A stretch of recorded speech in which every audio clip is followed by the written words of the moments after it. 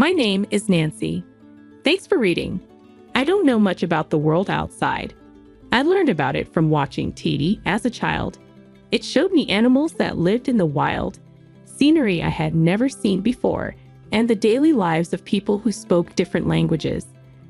I was brave enough to study abroad while I was in college because I wanted to get a closer look at this strange world. That's where I found the unknown world I was looking for. People's lives were going well, even though they spoke a different language. There were many animals and beautiful scenery to see. I want other people to feel this wonder too, so I thought I had a job at a tour agency. I was in charge of planning tours for the group I worked for. I was able to handle everything from site checks to negotiations thanks to what I learned while studying abroad. Even though my life was very busy, and forget about my personal life. Daniel and I got married a few years ago. We met at work. Work and family life were going well for me until something came up. It was with Barbara, my wife's mom. Barbara is a housewife who thinks that after getting married, women should stay at home. I don't disagree with her point of view, but I believe that thought is out of date. Even though I told her that, she said, "Isn't it a woman's job to take care of Daniel? In what way does that bother you?" "What though? What are you saying as Daniel's wife?" No. In the end, Barbara didn't get that I didn't want her to tell me what to think. I couldn't keep living with Barbara like this, so I told Daniel he should buy a house. The way people see us might change after we buy a house. Daniel decided to buy a house right away after hearing that. That's how I didn't have to live with Barbara. But the story didn't end there. Barbara began to come over more often after we bought the house. She would come over every weekend and make noise with Daniel. She didn't care for her husband, Anthony, of course. "Barbara, can I leave Anthony alone? He's not a kid. He can handle it. Wasn't it a woman's job to take care of her husband?" I wanted to answer, but I thought it would start a fight, so I didn't. Then Barbara, who had been making a lot of noise with Daniel, started talking to someone else. I forgot to say that next week I'm going on a trip. Be careful, please. "What do you mean, Nancy? You're also coming." But it's so sudden." "Are you not going to go on the trip with the family as Daniel's wife?" "But there's also work to do. We're going on vacation with our family. Aren't our in-laws family to you?" "That's not what I mean." "Then make it happen." Yes. Even though I couldn't answer, that was still the best part. When Barbara saw that I was upset, she said in a mean voice, and booked the hotel. I should always brag about working at a travel agency, right? I'm not bragging, so you can do it, right? Where do we want to go? England? London? Where is London? I went to school abroad. I still know a lot of people there. It might be difficult for other countries or regions, but maybe I can manage London. All right, I'll try. I already have my plane tickets, so all you have to do is book the room. You booked the flight, but not the hotel. I bought the tickets. I got them. I bought first-class tickets with my card points. Barbara made a face. From her happiness, it looked like it was true. Then I saw stacks of brand-name items on the couch. I see. Yes, I get it. When Daniel heard first class, he leaned in. "Being first class. Are you sure, Mom?" "Yes, it's a first-class trip to another country. Very cool. We're leaving at 9:30 p.m., so you have time to work until the very end." Barbara's smile was still there. It seemed strange, but there's no reason to lie about going on vacation. But it's so sudden. I need to book the hotel properly or she'll be mad. It might not be easy to find a room. After giving it some thought, I chose to get a hotel recommendation from people I knew when I studied abroad. "Can you do it at Nancy's request?"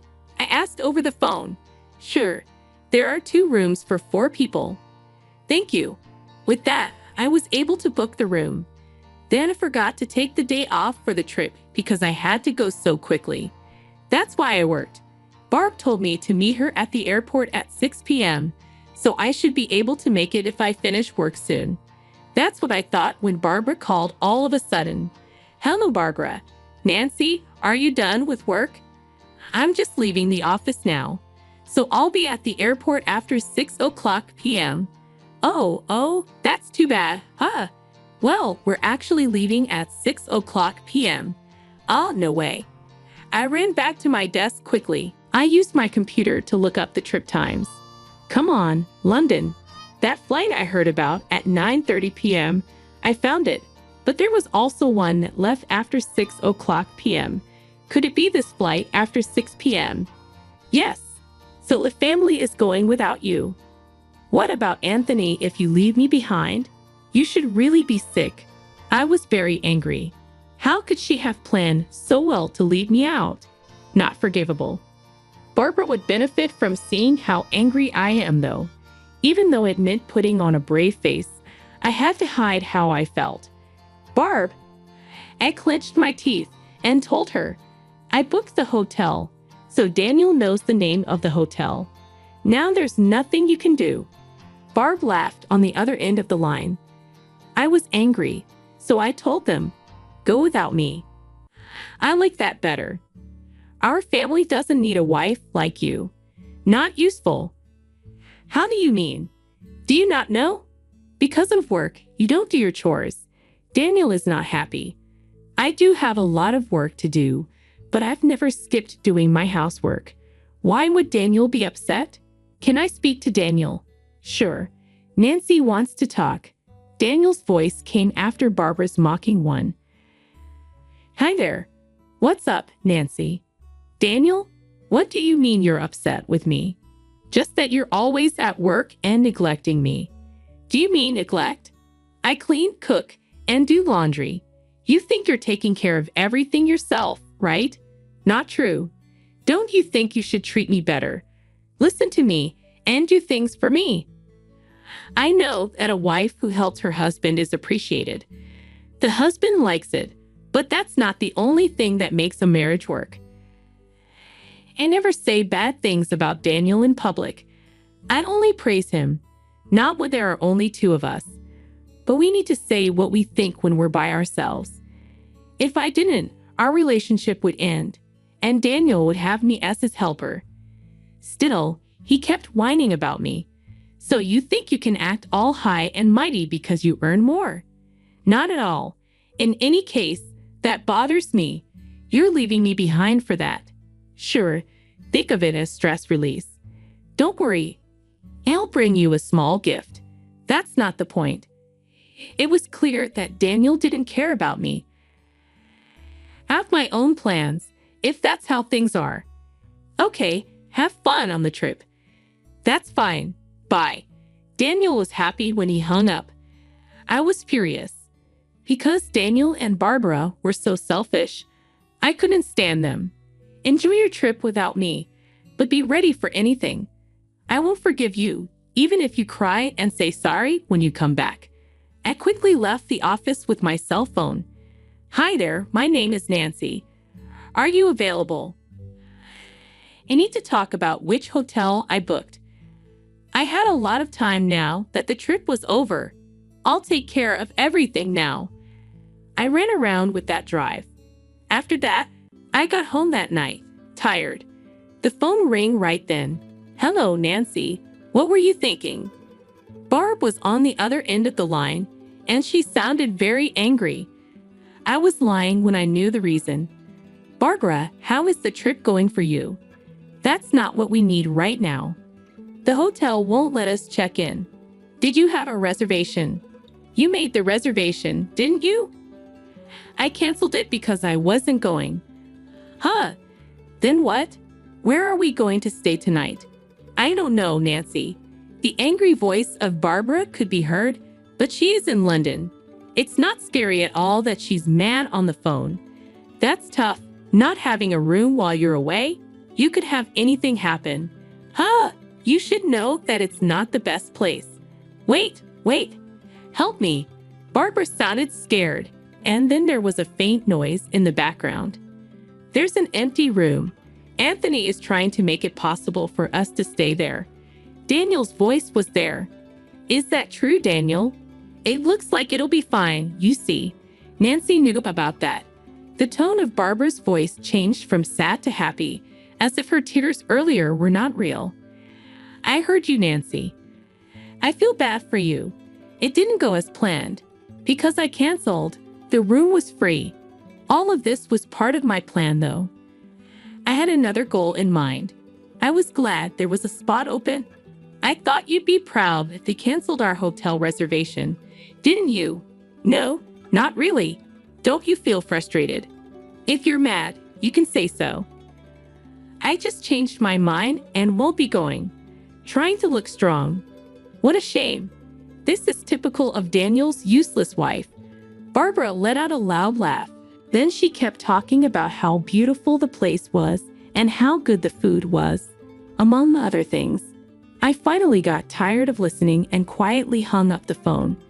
It's likely she didn't even notice. That thought made me smile a little. Anyway, we only have a few more days to go. I got ready and ate dinner.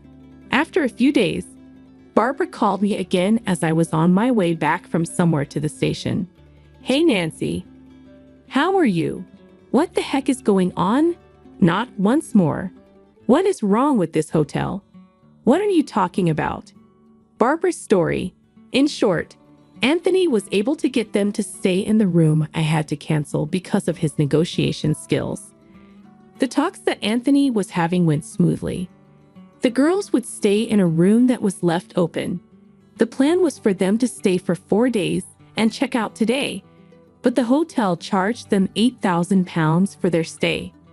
Then what's the matter? It costs £2,000 a night, right?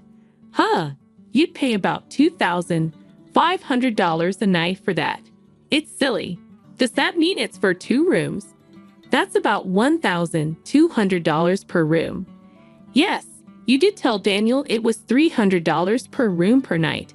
That means it should be $600 for 2 rooms. Why does it cost 4 times as much? Wow. I was shocked. They stayed there without even seeing how much the rooms cost. Well, I knew this was going to happen, so I set it up that way.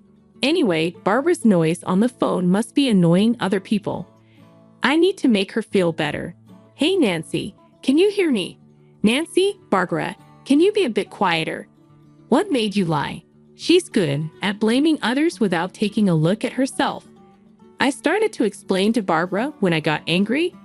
The $300 rate was because I booked the room. Huh. I asked a friend who runs a hotel because it was very last minute. Someone you know.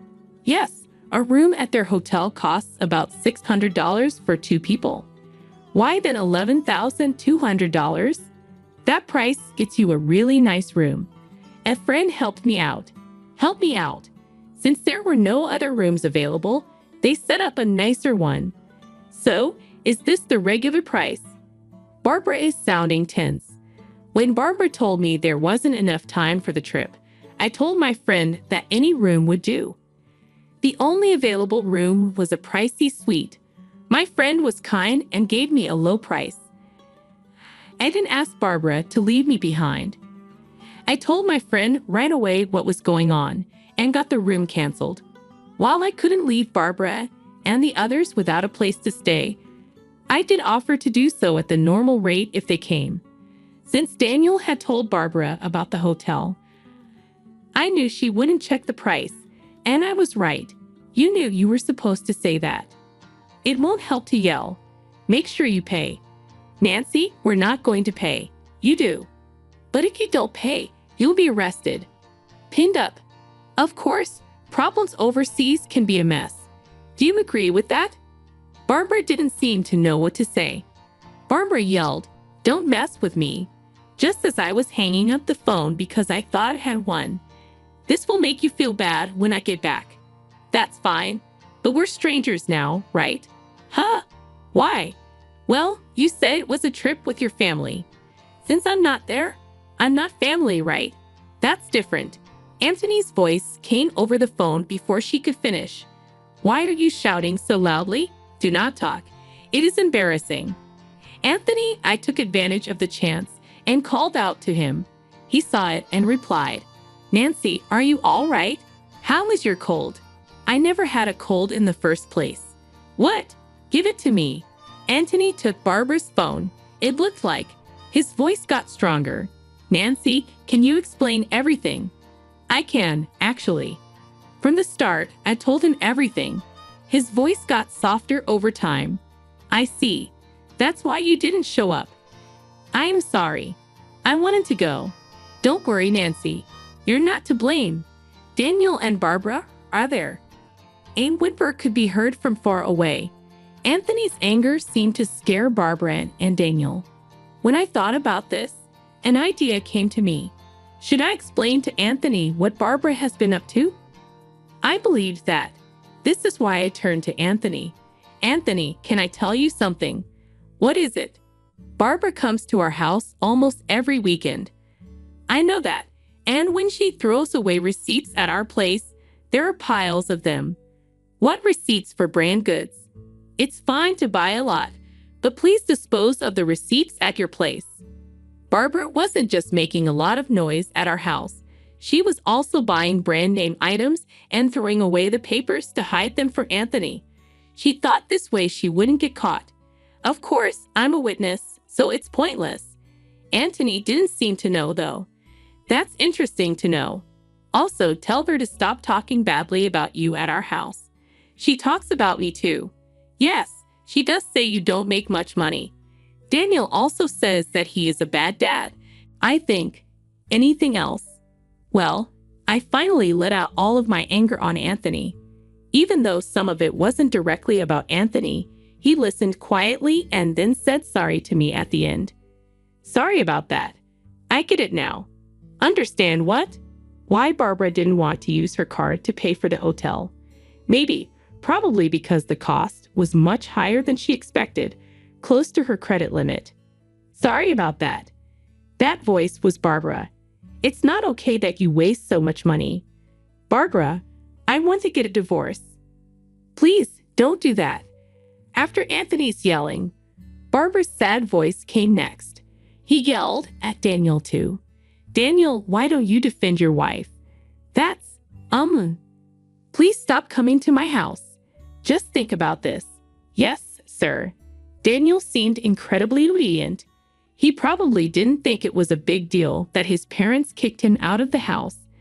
That's when I dealt the last blow. "So, Daniel, it looks like you're going to live alone now, huh?" "What do you mean?" At that moment, Daniel's voice grew louder. He must have taken the phone. I moved my phone out of the way and told him what was going on. "Daniel, I want a divorce. A split up." "Are you kidding me?" "No, I mean it. The house is already gone. You bought it? Why do you not tell me about that?" "That's our home." "No, that's my house. But I also had to pay the bills." "You weren't," I said. "How do you mean?" "Every month, I gave you some of my pay. That was for living costs. I paid the payment myself because a few hundred wasn't enough. With my name on the house, there was no reason to be upset. I decided to get a divorce from Daniel because of this event. I sold the house that made me remember bad times when I lived with him. That means you'll be living by yourself." "Wait, give it some thought." "No, it is set. When I find a place, I'll get in touch with you. After that, I'll send you the written notice. Notice from the government. Of course, I'll be asking for money in a split. Await my arrival." I didn't care that Daniel was crying on the other end. The call ended. After that, Daniel and I got a divorce after talking about it. Anthony actually split up with Barbara too. Barbara didn't get any money in the split because she wasted money, so she was left on her own. I was just kicked out of the room. Daniel was almost broke because he had spent all of his money on useless things, except for the few $100s he gave me every month. He now lives in a rundown flat and takes the bus to work. But Daniel might be doing better than Barbara. With no money or a place to live, Barbara had to get a live-in job. Daniel's place was too small for her. From morning to night, she works hard. It's going well for me. Since I'm single, I have more time on my hands and can handle calls from abroad. A lot of people at work depend on me now, and there have even been rumors of a raise to department head. I'm busy planning new tour packages while I fly around the world today. For my husband Stephen's 60th birthday celebration, our daughter, Lorraine, made a reservation at a high-end French restaurant. I went to the hair salon and wore a dress that Stephen had given me as a gift before. I also had Stephen's suit cleaned and prepared a present for him. It's been years since we've been to such a fancy French restaurant. I felt giddy and excited, forgetting our age for a moment. On the day of the celebration, I arrived early and decided to kill time at a nearby cafe. While I was sipping on a hot lemon tea alone, Lorraine joined me after finishing work. As we chatted, it was 30 minutes before our reservation when Stephen called. "I'm stuck at work and won't make it. I'll cancel the reservation." "Wait a minute, can't you ask to delay it a bit? When will you be done?" "Another time, okay? I'm busy, gotta go." Even though he was busy, this was too sudden. Lorraine had gone through the trouble of making the reservation, and I had been looking forward to it so much. Seeing my disappointment, Lorraine stood up with a smile. "If he canceled it now, there's still time. I've always wanted to try that place. They should be preparing since it's 30 minutes before. Let's go." "You're right. After all, you made the reservation for us." With a change of heart, I looked forward to having a last date with my daughter before she got married. When we arrived at the restaurant, we found out that no cancellation had been made and someone else had already arrived under Stephen's name. Seeing the person's back, I called Stephen. "I'm still at work. I'm busy. I canceled the restaurant." "Is that so? Sorry. By the way, you like that red wine, don't you? Must be nice to drink while working." The man sitting at the table with a view of the city put down his fork and picked up his phone. Seeing him panic, I was exasperated. When he noticed me walking towards him, Stephen's face turned pale. And then he saw Lorraine was with me, too. "My name is Hilray, 55 years old. I live with my husband, Stephen, and our daughter, Lorraine. I met Stephen when I was a college student, participating in a volunteer group. He was already a working adult and 5 years older than me, kind and dependable, so I quickly fell for him. We had several chances to go out together, and I confessed my feelings to him. After that, we dated smoothly. Before I graduated from college, he proposed to me at a restaurant on Christmas.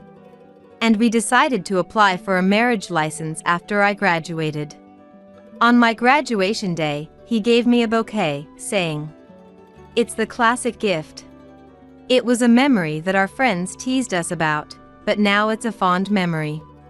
After Lorraine was born, Stephen was dedicated and proactive in parenting, being a great father and husband. He never missed a school play, open house, or sports day, and we worked together as a team in raising Lorraine. Thanks to that, Lorraine grew up to be a kind and considerate person. After graduating from college, Lorraine has been working as a respectable company employee. And happily, she has met a wonderful person and is planning to have a wedding soon. With Lorraine getting married and Stephen reaching his 60th birthday this year, I felt a sense of relief. "Why don't you go on a date to celebrate Dad's 60th birthday?" Lorraine had made a reservation at a high-end French restaurant, which usually had a waiting list for months. We planned to have dinner there 3 months later. It might be the first time since the Christmas when Stephen proposed that we've gone to such a fancy French restaurant. I had the dress that Stephen gave me for my birthday cleaned and even made an appointment at the hair salon. I thought I might be overdoing it since it wasn't even my celebration, but I justified it by saying, I need to dress appropriately for such a high-end French restaurant. I also had Steven's suit and shirt cleaned. You had my suit cleaned? Then I'll wear that green tie. The green tie was a gift from Lorraine, bought with her first paycheck. Even after more than 10 years, he always wore that tie for important occasions, saying it gave him confidence. A few days later, I went to lunch to discuss Lorraine's wedding preparations. I asked Rosie to give the friend speech. Mom, it's been a while since you've seen Rosie, right? Do you remember her? Of course, I remember her. But it's been years since we've met. She must be a wonderful grown woman now. Absolutely, we're both 32 now. She's a fine lady. We reminisced about Rosie from middle school, remembering how she would say things like, "You're saying that about yourself?" Rosie was Lorraine's best friend, a bit shy and very cute. She often came over to our house during the school days, and we had many sleepovers at each other's homes. Even though she visited less often after becoming an adult, we still went on trips and had meals together, staying as close as ever. She's like another daughter to us. I'm looking forward to seeing her. How is she doing? Well, she's fine, but... Lorraine's response was somewhat vague. Upon asking, it seemed Rosie was in a not-so-great relationship. I hope she meets someone better at my wedding. Lorraine laughed as she said this, but I could see she was genuinely worried. The mood turned a bit somber. So I shifted the topic back to Lorraine's wedding by showing her photos of several cocktail dresses she tried on recently. The wedding dress remained a secret, saved for the big day. I was sure I'd be in tears both when I put on her veil and when I walked her down the aisle with Steven. 3 months passed, and today was Steven's 60th birthday celebration. I had secretly prepared a present for Steven. It was a DSLR camera he had wanted for a long time. Steven's dream after retiring was to travel around the country with the camera. Dad says he wants to date all over America and take lots of photos. You two are really close. Remembering this, I bought the camera with some excitement. Since I had Lorraine when I was young, we hadn't traveled much. Thinking Steven remembered all the places I mentioned wanting to visit, I suppressed a grin as I went out to pick up the camera. I got my hair done at the salon, picked up the camera, and planned to meet Steven in front of the restaurant after his work. I finished my errands earlier than expected and had quite some time until our meeting time. It's been a long time since I had a date at a high-end French restaurant, so I was feeling a bit nervous. To calm myself down, I decided to enter a nearby cafe and ordered a hot lemon tea. As I slowly drank my tea, I received a message from Lorraine. You're on your date soon, right? Let me know how it goes. I'm heading home now. Yes, but I arrived early, so I'm killing time at a cafe.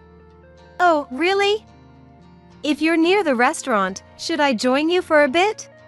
Since she happened to be passing by after work, we decided to meet and chat until the reservation time. By the time Lorraine arrived, my tea had cooled down a bit. Wow, Mom, your hairstyle is cute. And that dress looks great on you. The hairstyle I requested at the salon, calm and elegant, seemed to be a hit. Lorraine, in her work suit, sat down and ordered an iced coffee.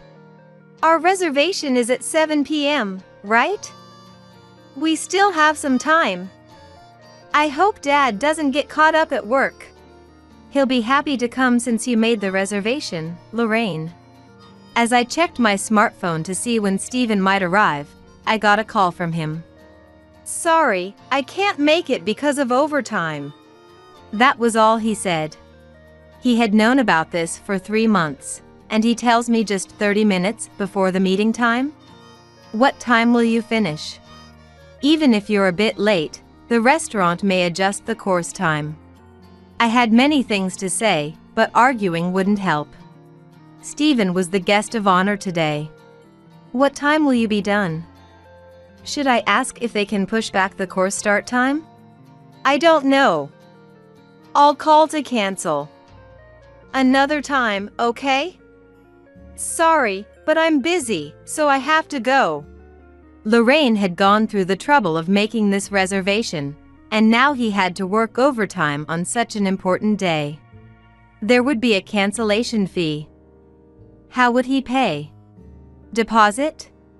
It's already 30 minutes before, and they must be preparing.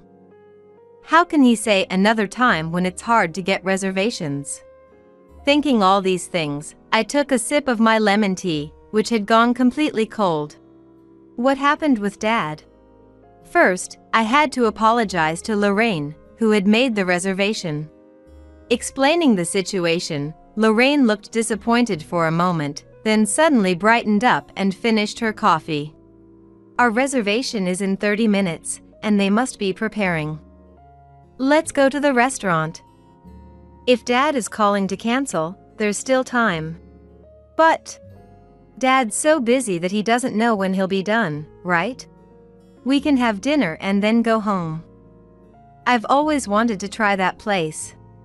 Indeed, it was a restaurant with a months-long wait for a reservation. Canceling at this late hour would be a hassle, even with a cancellation fee. Stephen's celebration could be another day. Today could be a date with my daughter before her wedding. Excuse me, we have a 7 p.m. reservation under holder. I believe a cancellation call was made, but we can make it now. The popular restaurant was bustling with people. Let's ask for a table with a view of the night sky, Lorraine whispered from behind me as we waited for our turn. The shop assistant checked her notebook, then asked if we were indeed holder. We have only one reservation under holder for tonight, and someone already arrived under that name. We haven't received any cancellation notice. Could you confirm the contact number used for the reservation? Lorraine gave her number. Yes, the contact number matches.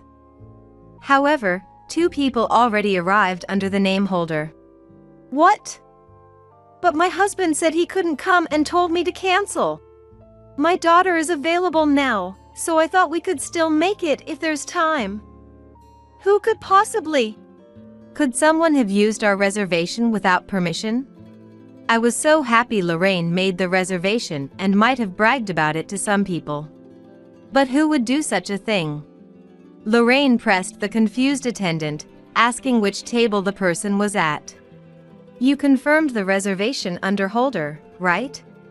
I have the right to know who used my reservation without permission.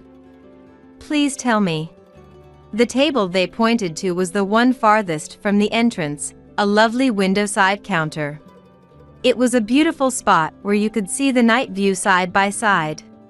Lorraine and I hid behind a nearby pillar. A man and a woman were seated, and the man was unmistakably Stephen, who had called earlier in a cold tone saying he couldn't make it due to overtime. The woman's face was hidden, but she looked much younger than Stephen. I couldn't comprehend or didn't want to comprehend the situation. Stephen, who lied about working overtime and canceling, was here with a woman at the restaurant my daughter had reserved for his birthday celebration. I was sad, but the fact that Stephen would do such a thing at a restaurant my daughter had thoughtfully reserved made me furious. Most painfully, Lorraine realized that the man sitting next to her was Stephen. Hoping it was a mistake, I called him. Hey, are you still working overtime? What? I'm still at the office. I told you, I don't know when I'll finish, I'm busy. I have to go. When I called Stephen, the man at the counter put down his fork and answered his phone. Sorry to bother you while you're busy. By the way, Stephen, you do love that red wine. Must be nice to drink on the job. Stephen quickly pulled the phone away from his ear and looked around. As he frantically scanned the room, I walked toward him, thinking, if he's this panicked, he shouldn't be doing this. Lorraine followed me, and when Stephen saw us, his face turned pale. The woman had her head down, her face hidden. Stephen stood up, trying to shield the woman from view. Working in a place like this? Quite the job. Didn't you say you were at the office? When did your office become this fancy? And who is this woman? What are you doing here? When did your office become this fancy? And who is this woman? What are you doing here? Hilray, why are you here? I just finished work. I was taking a break. I wanted to thank her for helping with my overtime. You said you were at the office on the phone just 10 minutes ago. You said you couldn't come because of overtime. Poor lies are unbecoming. Tell the truth. As Stephen struggled to respond, Lorraine, who had been silent behind me, moved closer to the woman. Rosie. Rosie? Lorraine's friend Rosie? The woman, called Rosie, slowly lifted her head. With makeup on and after years of not seeing her, I barely recognized her as Lorraine's childhood friend who often visited our home. We just happened to meet and decided to grab dinner. Rosie awkwardly glanced around, clearly lying. Enough of that. You told me you were having an affair with a married 60-year-old. I told you to stop countless times. Rosie, what's going on? You told me you were dating a 60-year-old. That he had a wife and daughter but would divorce and marry you once his daughter got married. That was about our family? I knew she was seeing someone bad, but an affair? And telling her best friend, who was also her lover's daughter, about it. I couldn't fathom Stephen hitting on his daughter's friend or Rosie dating her friend's father. As Lorraine questioned Rosie, she finally began to speak. I had a crush on Mr. Stephen since I was in high school. He was more mature and kinder than the boys in my class. I often ran into him when I left Lorraine's house, inviting him out on dates. He gave me his contact info at my high school graduation. I had no idea it started that long ago. I could understand a young girl's crush on an older man, but Stephen giving her his number was unforgivable. We had a few meals together in college, and by the time I graduated, Stephen asked me to date him. We'd been seeing each other for over 10 years. Stephen asked her out? By the time she graduated was around the same time he proposed to me. It felt like all our memories had been tainted. Lorraine is getting married, so it's time, right? I've been a good husband and father for many years. It's time for us to start our second lives. Start a second life? That was his plan all along. We had worked hard as a couple raising our daughter, with little time just for us. That's why I was looking forward to traveling together. I even bought a camera for this, but it was for his trips with his mistress. I had so much to say, but no words came out. As tears threatened to fall, a senior shop assistant approached. Please, you're disturbing the other guests. Only then did I remember we were in a restaurant. We'll talk later. Lorraine and I are leaving. Stephen, don't come home tonight. As Lorraine pulled me away, I caught a glimpse of Rosie looking smug. Later, we arranged a meeting with Stephen, Rosie, and her parents. I'm truly sorry. When the door opened, Rosie's parents bowed deeply, almost touching the ground. Nice to see you again. Our daughter has done a terrible thing. We are so sorry. In the living room, facing me were Rosie and her parents, with Stephen sitting between us. We've been friends with Lorraine for so long, and now we've betrayed you. We're deeply sorry. We had no idea she felt this way since school. We are also responsible. They bowed again. Meanwhile, Stephen and Rosie looked emotionless, as if they did nothing wrong. It's not just Rosie's fault. Stephen is equally to blame for reciprocating her feelings. You don't need to bow anymore. Why are you apologizing? We didn't do anything wrong. Rosie! Stephen was clearly in the wrong, dating a high school student and proposing a relationship while being married. I couldn't say Rosie wasn't at fault, but Stephen should have ended it when she was still a high school student. I wanted to think she was a victim in a way, but at 32, she should know better. Because I'm younger and prettier. Stephen only sees you as an old woman. He loves me more, can't you see? Rosie! Stop it! Rosie's mother banged on the table, raising her voice. If I'm an old woman, Stephen, who is 5 years older, must look even older. Love is blind. Stephen has loved me since I was a high school student.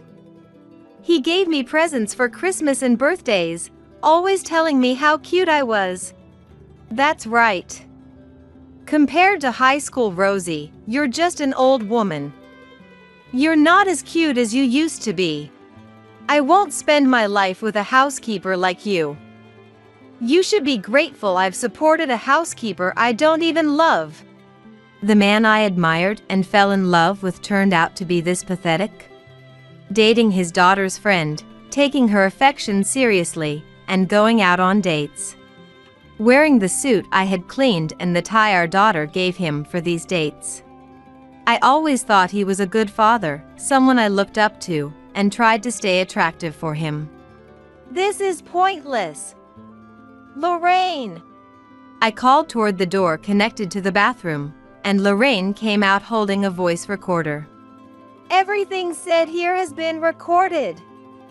We will consult a lawyer and file for compensation for adultery. Stephen and Rosie turned pale at the mention of compensation for adultery. A lawyer? We've already consulted a lawyer, a friend of Lorraine's husband. We have the right to claim compensation for the years of infidelity. Hearing this, Rosie turned even paler and approached Lorraine. Hey, we're best friends, right? We've been close since junior high school for almost 20 years. And if I marry Stephen, I'll be Lorraine's mother. Asking me for divorce compensation is ridiculous. Lorraine, on the verge of tears but holding them back, glared at Rosie. Rosie, confused by her gaze, kept muttering. We're best friends, right? Yes, we've been best friends for nearly 20 years. Best friends. But how many of those years did you betray me and Mom? Rosie, you're the one in the wrong. Rosie's eyes darted around, then she moved closer to Stephen as if seeking protection from Lorraine, who kept advancing. Stephen, shielding Rosie, glared at Lorraine and yelled at me. A mere housekeeper asking for divorce compensation is absurd. Rosie will be Lorraine's mother. And if you want to demand divorce compensation, pay back all the money I've spent on you. Rosie will be Lorraine's mother? Don't be ridiculous. I am the only mother of Lorraine.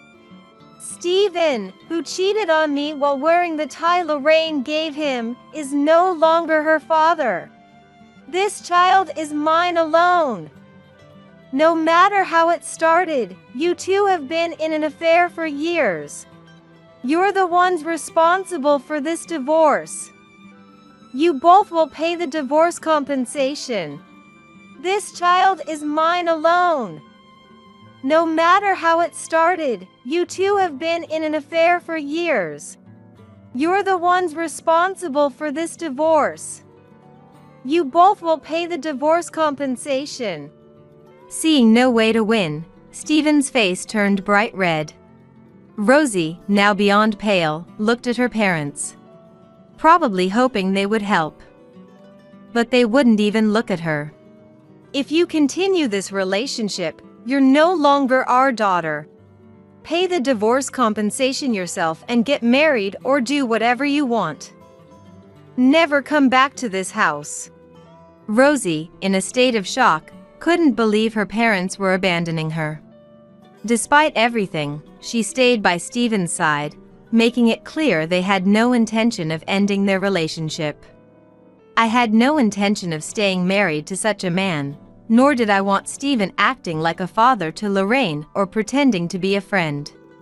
"We'll handle the details through our lawyers," I said, as Rosie's parents dragged Stephen and Rosie out of the house. Through our lawyer, we demanded divorce compensation, but both refused, claiming they had done nothing wrong. When the case went to court, neither showed up on the day, and we were awarded the full amount of compensation. After the court contacted them, Stephen and Rosie bombarded me and Lorraine with calls and emails, which we ignored. We had no intention of accepting any apologies or reduced payments. They missed the court date, and I hadn't forgotten all the things they said during the confrontation. Since we requested an amount slightly higher than the average, their combined savings were completely depleted after paying in full. Rosie and Stephen were kicked out by their respective parents and ended up living in a small apartment with no one to turn to. Stephen's parents, being elderly, were shocked when he introduced Rosie, a girl young enough to be their granddaughter, as his new wife. Lorraine's wedding went on as planned. The speech by her friend was cancelled. Instead, the groom's friends stepped in with a side attraction that brought great excitement, making it a wonderful reception. I even got to walk her down the aisle, which felt like a small bonus. "Mom, if you wouldn't mind, could you live with us? We're expecting a baby, and it would be reassuring to have you with us, if you don't mind." While it was a lovely offer, I didn't want to intrude on the newlyweds. So I used a portion of the substantial divorce compensation to remodel our home into a two-family house. Next spring, Lorraine will become a mother. I look forward to meeting my adorable grandchild and supporting their family. Rochelle. Congratulations on starting middle school. Charla, my son's wife, beamed with pride as she celebrated our granddaughter Rochelle's achievement. Thank you, Charla. Charla opened her bag with a smile, taking out a box filled with freshly baked bread. "You made this bread? Way to go, Charla!" I clapped my hands in surprise, impressed by the seriousness of Charla, who normally didn't cook. "I thought I smelled something delicious. So you baked bread?" Harv said as he emerged from the shower, his hair still damp and a towel draped around his shoulders. He inhaled deeply, savoring the enticing aroma wafting through the kitchen. "Too bad for you. Charla made this bread exclusively for Rochelle. There's none for you." I laughed as I spoke, and Harv looked a bit disappointed, "I see," but chuckled good-naturedly, humming a cheerful tune. Charla reheated the boxed bread in the microwave and transferred it to a plate. I made this for Rochelle, so make sure you eat it all, okay? As Rochelle took the bread, she suddenly sneezed. Immediately, Harv abruptly reached for the plate of bread. And before anyone present could stop him, Harv tossed the bread, plate and all, into the garbage can and quickly closed the lid with a decisive thud. "What on earth are you doing? How could you do something so cruel? Charla went to all the trouble to make that bread just for Rochelle." Unable to comprehend Harv's actions, I smacked his shoulder 2 or 3 times in reproach. Nana, stop! Rochelle grabbed my arm to stop me. Pop, thank you. Her eyes glistened with large, shimmering tears. "My name is Bella, and I'm 60 years old. I work part-time at a local supermarket while living with my husband Harv, a civil servant. We have 2 children, but they're both independent now and have started their own families. Our son, Roland, rented an apartment within walking distance of our house, where he lived with his wife, Charla. Charla was a full decade younger than Roland. Nice to meet you, Bella. I'm Charla. It's a pleasure." When Charla was first introduced to us, Harv and I exchanged surprised glances. "Charla, our son is over 30. Are you sure about this?" Harv asked with concern, but Roland immediately retorted, with a laugh. What's that supposed to mean? Observing their interaction, Charla smiled. I was a bit anxious at first, but seeing what a fun family you are puts me at ease. Well, if you're okay with a family like ours, we'll be counting on you for the long haul.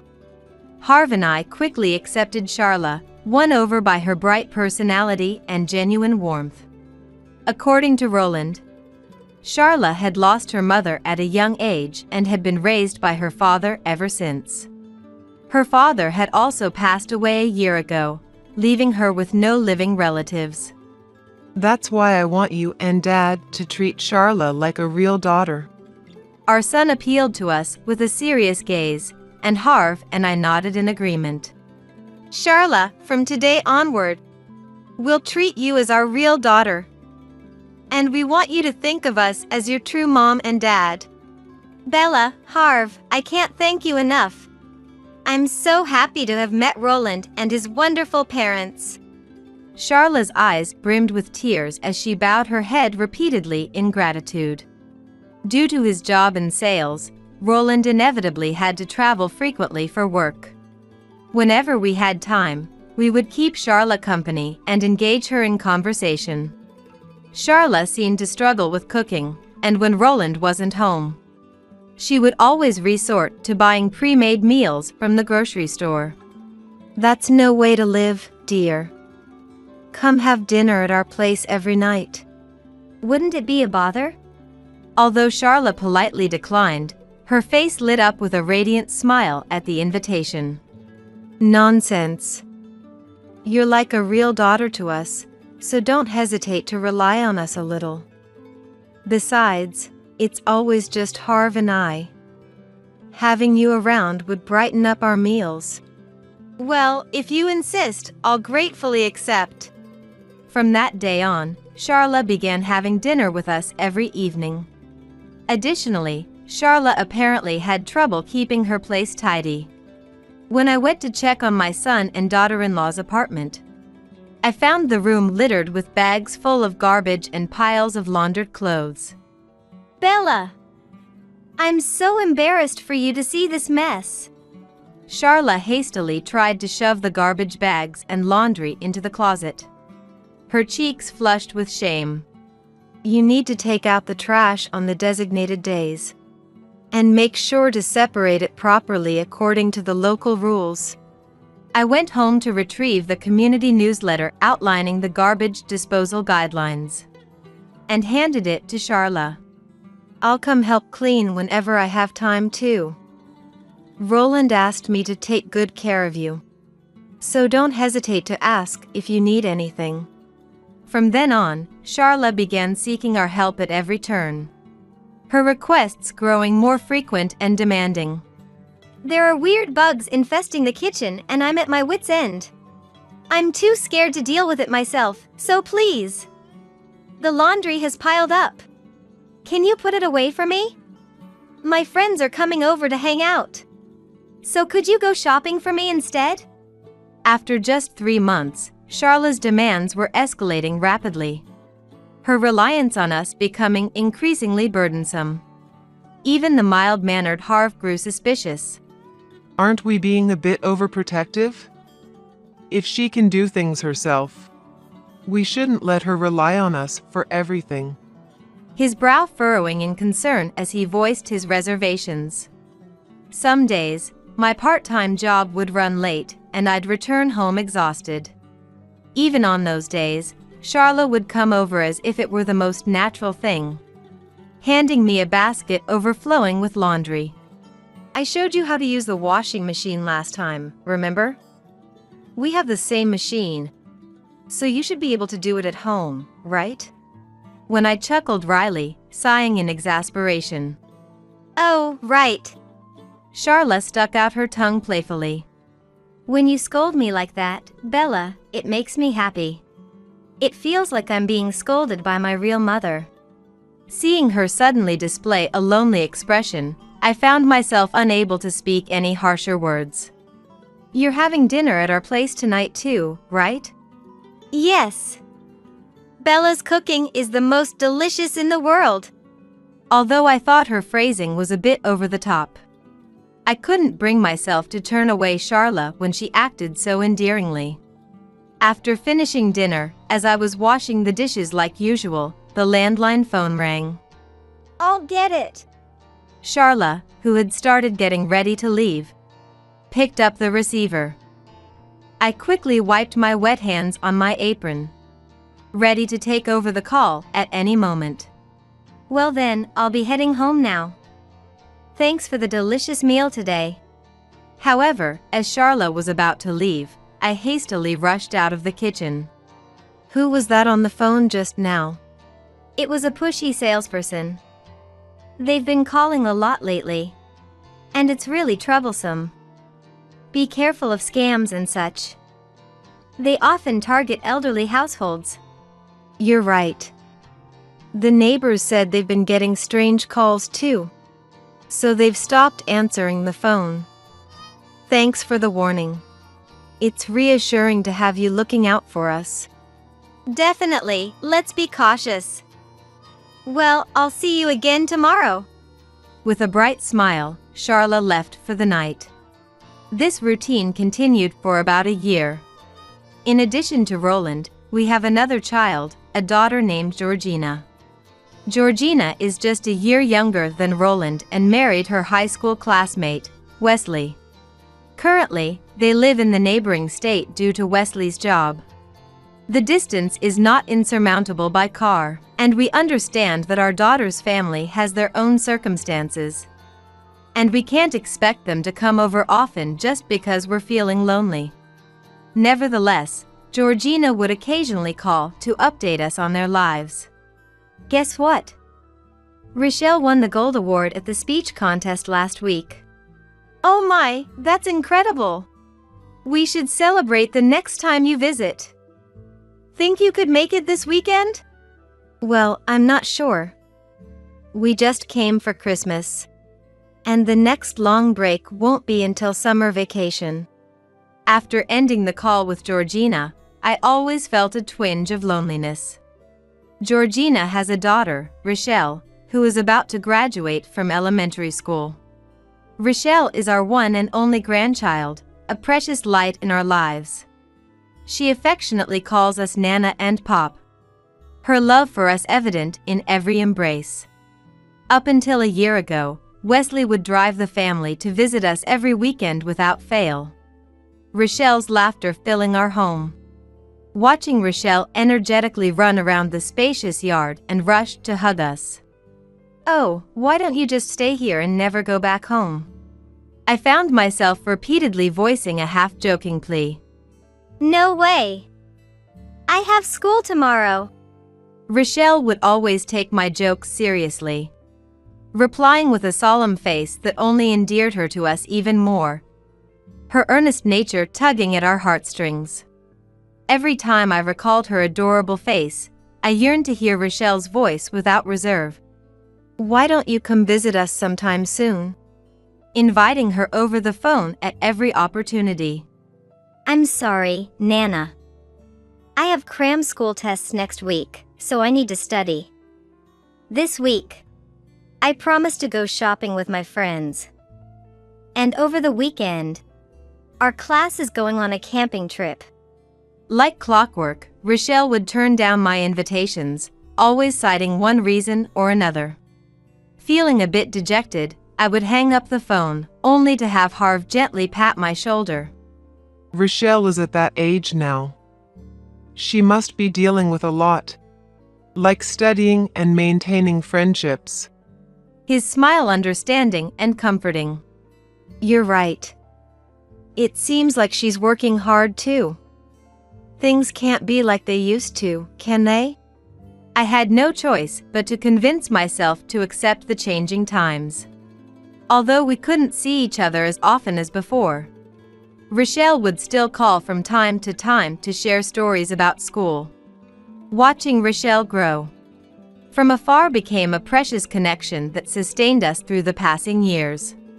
As the day of Rochelle's elementary school graduation drew closer, the end of February fast approaching, Georgina called us with unexpected news.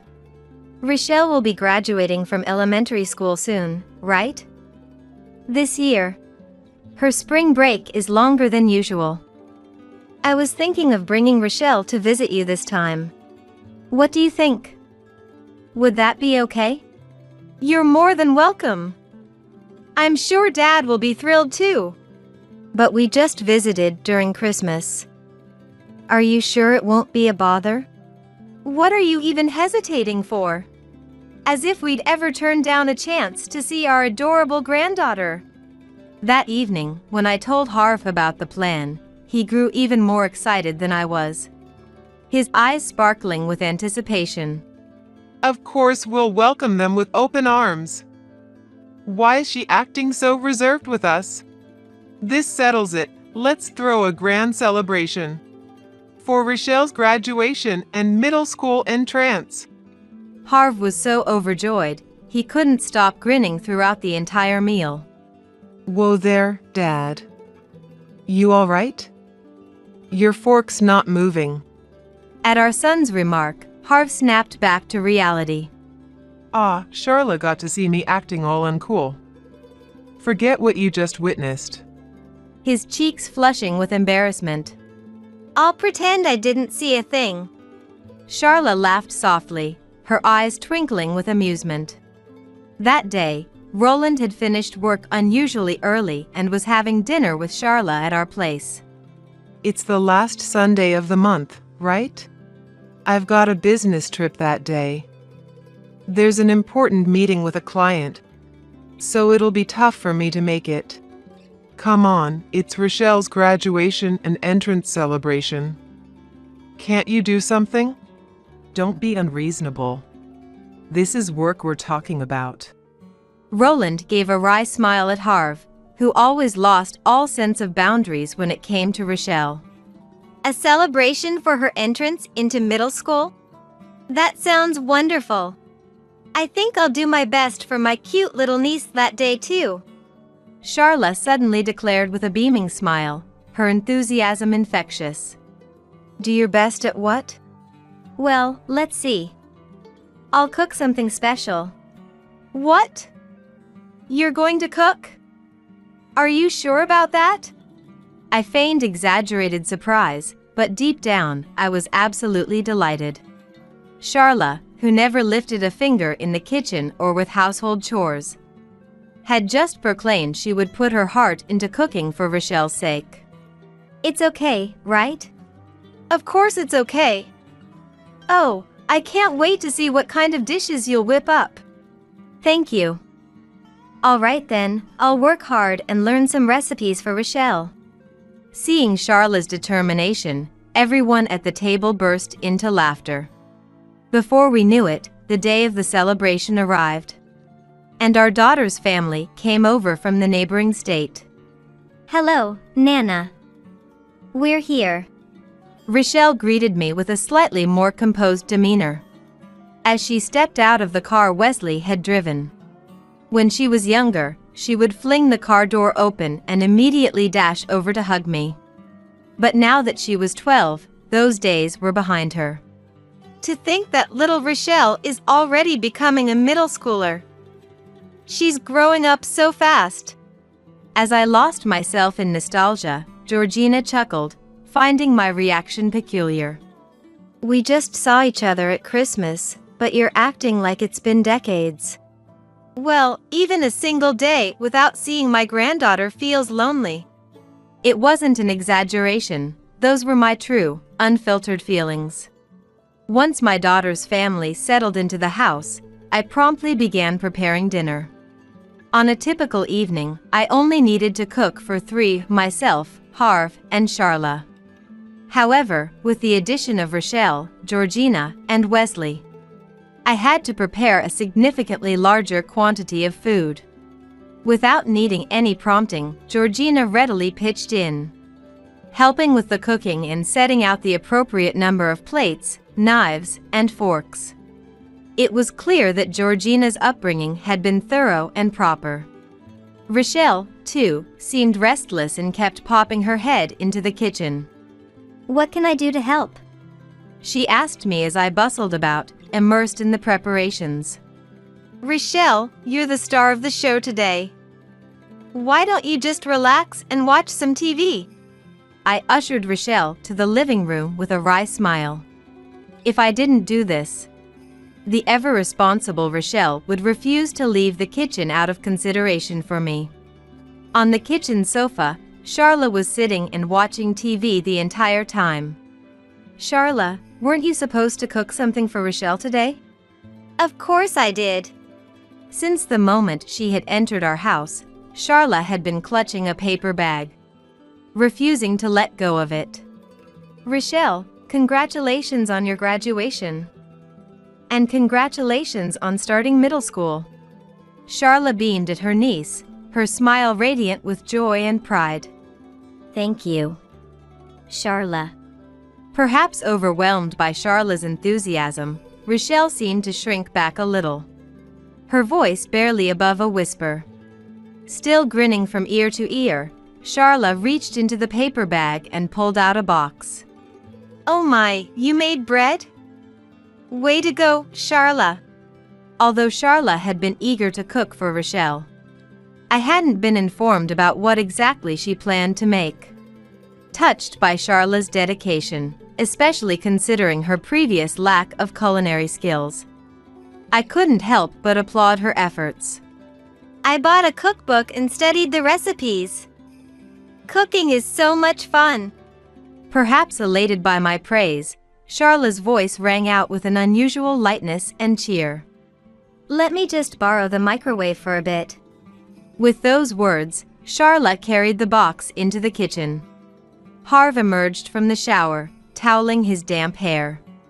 I thought I smelled something delicious. Did you bake bread too?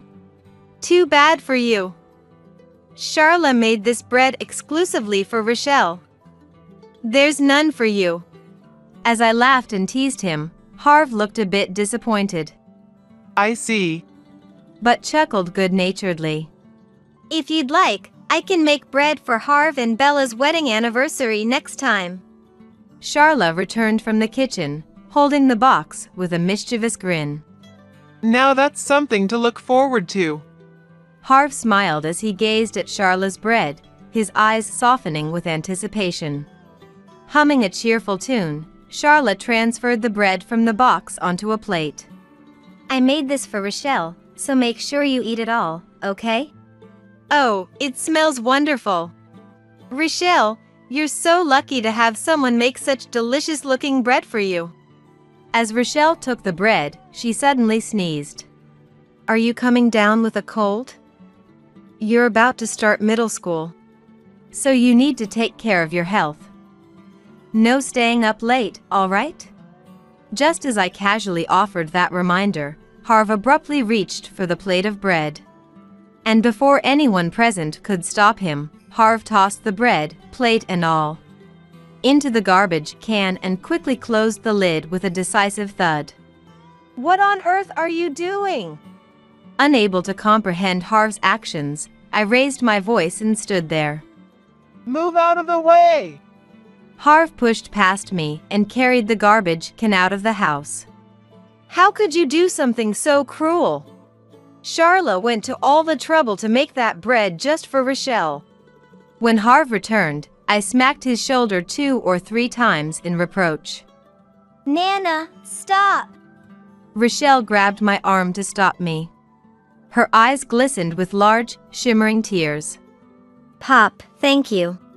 Rochelle's voice trembled as she expressed her gratitude to Harv. Rochelle, what's going on? Georgina, too, struggled to make sense of the unfolding situation, her gaze darting between Rochelle and Harv in bewilderment. Rochelle coughed, unable to answer coherently. There were nuts in it. Harv's face contorted as he spoke in a low, pained voice, a mixture of anger and sadness coloring his tone. Nuts? That can't be true. Rochelle had suffered from a severe nut allergy since birth. When she first started elementary school, just the scent of nuts in a candy bar had triggered a life-threatening asthma attack. landing her in the emergency room. To think she was trying to feed Rochelle something so dangerous. At Harv's growled words, Charla let out an exaggerated denial, her voice rising to a desperate shout. That's not true. I had no idea Rochelle was allergic to nuts. I swear I didn't know. Please believe me. Tears streamed down Charla's face as she frantically tried to defend herself, dropping to her knees in a pleading gesture. Stunned by the unexpected turn of events, we fell silent, forgetting to utter a single word. Just then, the doorbell rang, shattering the heavy silence that had settled over the room. The sky had grown dark outside, and a glance at the clock revealed it was past 8 p.m. The house was so quiet, I thought no one was home. Our son entered the room, shrugging off his suit jacket. Roland, didn't you say you had a business trip today? That was the plan, but the client's schedule changed. So the meeting got pushed to next week. I hopped on a last-minute flight to come here. Roland smiled and pulled a long, thin box from his bag. It's a personalized pen for Rochelle. I was planning to give it to her later, but I'm glad I can do it today. With those words, Roland approached Rochelle, perhaps sensing the unusual atmosphere. Did something happen? Roland asked with a serious expression. It's the nuts. Charla made bread for Rochelle, and it had nuts in it. Charla didn't know Rochelle was allergic to nuts, so... As Harv explained the situation, Roland's face instantly hardened, his jaw clenching tight. You didn't know? Is that what you said? Roland looked down at Charla, who was huddled on the floor, his gaze sharp and accusing. There's no way you didn't know. I told you countless times. Didn't I? That Rochelle has a nut allergy, so you need to be careful. In fact, weren't you the one who asked if Rochelle had any allergies in the first place? Is that true? Charla, did you knowingly try to feed Rochelle nuts even though you were aware of her allergy? I stared at Charla in disbelief, my mind reeling from the revelation. Charla looked up at me with pleading eyes. No, that's not it at all. I just forgot, that's all. I sometimes make mistakes like this, and it frustrates me to no end. She tried to brush off her actions as a simple, unintentional error. Then, Georgina, who had been silently observing the scene, spoke up, her tone measured but firm. Charla, that's not the only thing you're hiding, is it? Her sharp gaze pierced through Charla as she questioned her. What do you mean? There's more to this? I felt as if everything I had believed in was crumbling before my eyes, and I feared I might lose my sanity. It was around the end of last year. Rochelle called to talk to Mom and Dad, but Charla answered the phone. And you know what she said to Rochelle? In a low, scolding voice. She told her, "Don't come over to play anymore." I was right beside her when I heard those words, and I couldn't believe my own ears. That's a lie! Why would I ever say something like that? Charla denied it vehemently, her voice trembling with emotion. However, Georgina refused to relent in her pursuit of the truth. Rochelle wrote countless letters addressed to Mom and Dad, but not a single one received a reply. Did you read those letters, Mom and Dad? At Georgina's question, I turned to Harv, but he shook his head in denial. Until that very moment, I had been completely unaware that such letters had been sent. Is that true, Rochelle? You wrote letters and sent them to us? Rochelle nodded. And while Mom and Dad were out at work, Charla took it upon herself to retrieve those letters from the mailbox and dispose of them. Didn't she? You even laughed as you told me about it yourself. That's another lie! I never did anything like that, Not even once. Charla denied it once more, her voice rising in desperation. Georgina walked over to the landline phone. You see, this phone has an external automatic recording device installed for fraud prevention. Your conversation with Rochelle should be properly recorded. With a matter-of-fact tone, she specified the relevant date and time. Then pressed the playback button. Grandma and Grandpa are really bothered by it, you know. They find the phone calls annoying too. Rochelle, you're already in 6th grade, aren't you? Aren't you embarrassed to keep relying on them like a child? Well, I suppose I can turn a blind eye to the occasional phone call. But coming over every week is just inconsiderate, don't you think? Grandma and Grandpa are too kind to say it outright, but that's how they feel. Writing letters is pointless too. I tear them up and throw them away so they don't burden Grandma when she comes home tired from her part-time job. Listening to Charla's recorded voice, I was overcome by a wave of dizziness. Charla, what is the meaning of this? When did I ever say that Rochelle was a bother? Charla merely trembled, refusing to utter a word in her defense. Rochelle made me promise not to tell Mom and Dad because she didn't want to worry them. But I can't stay silent anymore. Not after you knowingly tried to feed her nuts despite her allergy. Rochelle, Georgina. I'm her husband, and yet I had no idea. I'm so sorry. Roland dropped to his knees, apologizing for allowing Charla to do as she pleased all this time. It's okay, Uncle. It's not your fault. I don't think there's cause for concern, but just to be safe, take her to the hospital immediately. Harv instructed, his face tense with worry. Without hesitation, Wesley hoisted Rochelle onto his back and carried her to the car parked in the garage. After watching Georgina follow them out. For now, I'm taking Charla home today. We need to talk about what happens next. Roland fixed Charla with a terrifying glare. No! I don't want to go back. Let me stay here forever. Mom, Dad, I'm truly sorry about today. Roland apologized to us repeatedly before forcibly dragging Charla, who refused to budge, back home with him. In the end, Roland and Charla officially divorced. As for why Charla had resorted to such foolish actions, Harv and I were shocked when Roland revealed her motive. According to her, she couldn't stand seeing Mom and Dad, who usually doted on her, prioritizing and cherishing Rochelle over her. You can't be serious. That's why she tried to hurt Rochelle? For Charla, who lost her mother at a young age, Mom was like a real mother to her. But Mom loved her granddaughter Rochelle even more than she loved Charla.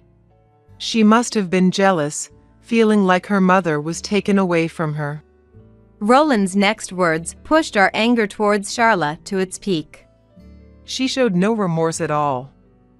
She said we were making too big a fuss over a mere allergy. She even laughed as she signed the divorce papers. This isn't some harmless prank that can be brushed off. You're right. This is a crime. We can't forgive Charla for hurting our precious granddaughter. After discussing it among the three of us, Roland took a doctor's medical report to the police and filed a criminal complaint against Charla for assault. Upon her arrest, Charla admitted during the investigation that she had deliberately mixed nuts into the bread. Now, detained in a holding cell, Charla awaits the day of her trial. However, regardless of the verdict handed down to Charla, we will likely never see her again. Rochelle, now a middle school student, is happily sweating it out with her teammates in the softball club. On a day with a pleasant autumn breeze, I find myself at Rochelle's middle school. Grandma, did you see me hit that ball? Rochelle flashes me a carefree smile, unchanged from her childhood days. On that fateful night of her graduation celebration. If Harv hadn't realized Charla's true intentions, we might never have seen Rochelle's smile again. Thanks to Harv, who saved our precious granddaughter from crisis in the nick of time. Rochelle's future is now protected. Grandma, what's wrong? You've been staring at my face for a while now. It's nothing. I was just thinking about how adorable you are. No matter how many times I look at you. What's that? Don't say weird things. It's not weird at all. You are our irreplaceable treasure. When I said this with a serious face, Rochelle averted her gaze, looking a bit embarrassed, and ran off to join her friends. She says she wants to be a nurse in the future.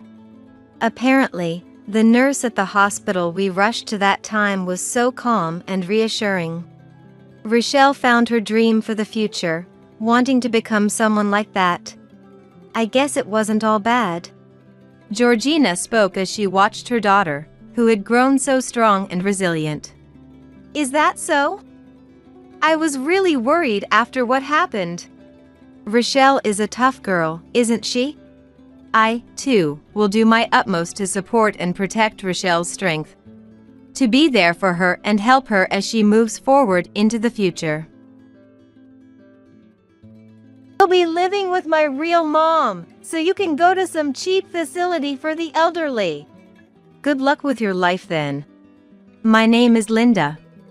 I've been married to Snow for 10 years. Snow has a child from a previous marriage, Carrie. Perhaps because we got married during Carrie's teenage years, Carrie has never really taken to me. Despite my efforts to get along, it seemed to only make things worse, and it became evident that Carrie disliked me more as time went on. So, I've been keeping a respectful distance. I inherited an apartment from my parents and manage it as a rental property. It brings in a considerable amount each month, which I've been saving for a comfortable retirement since I have no reason to use my money. Snow has a lot of pride and can't stand things not going his way, which has made it difficult for him to keep a job for long. As a result, he earns less than the average man of his age. That's also why I never shared the details of my rental income with him.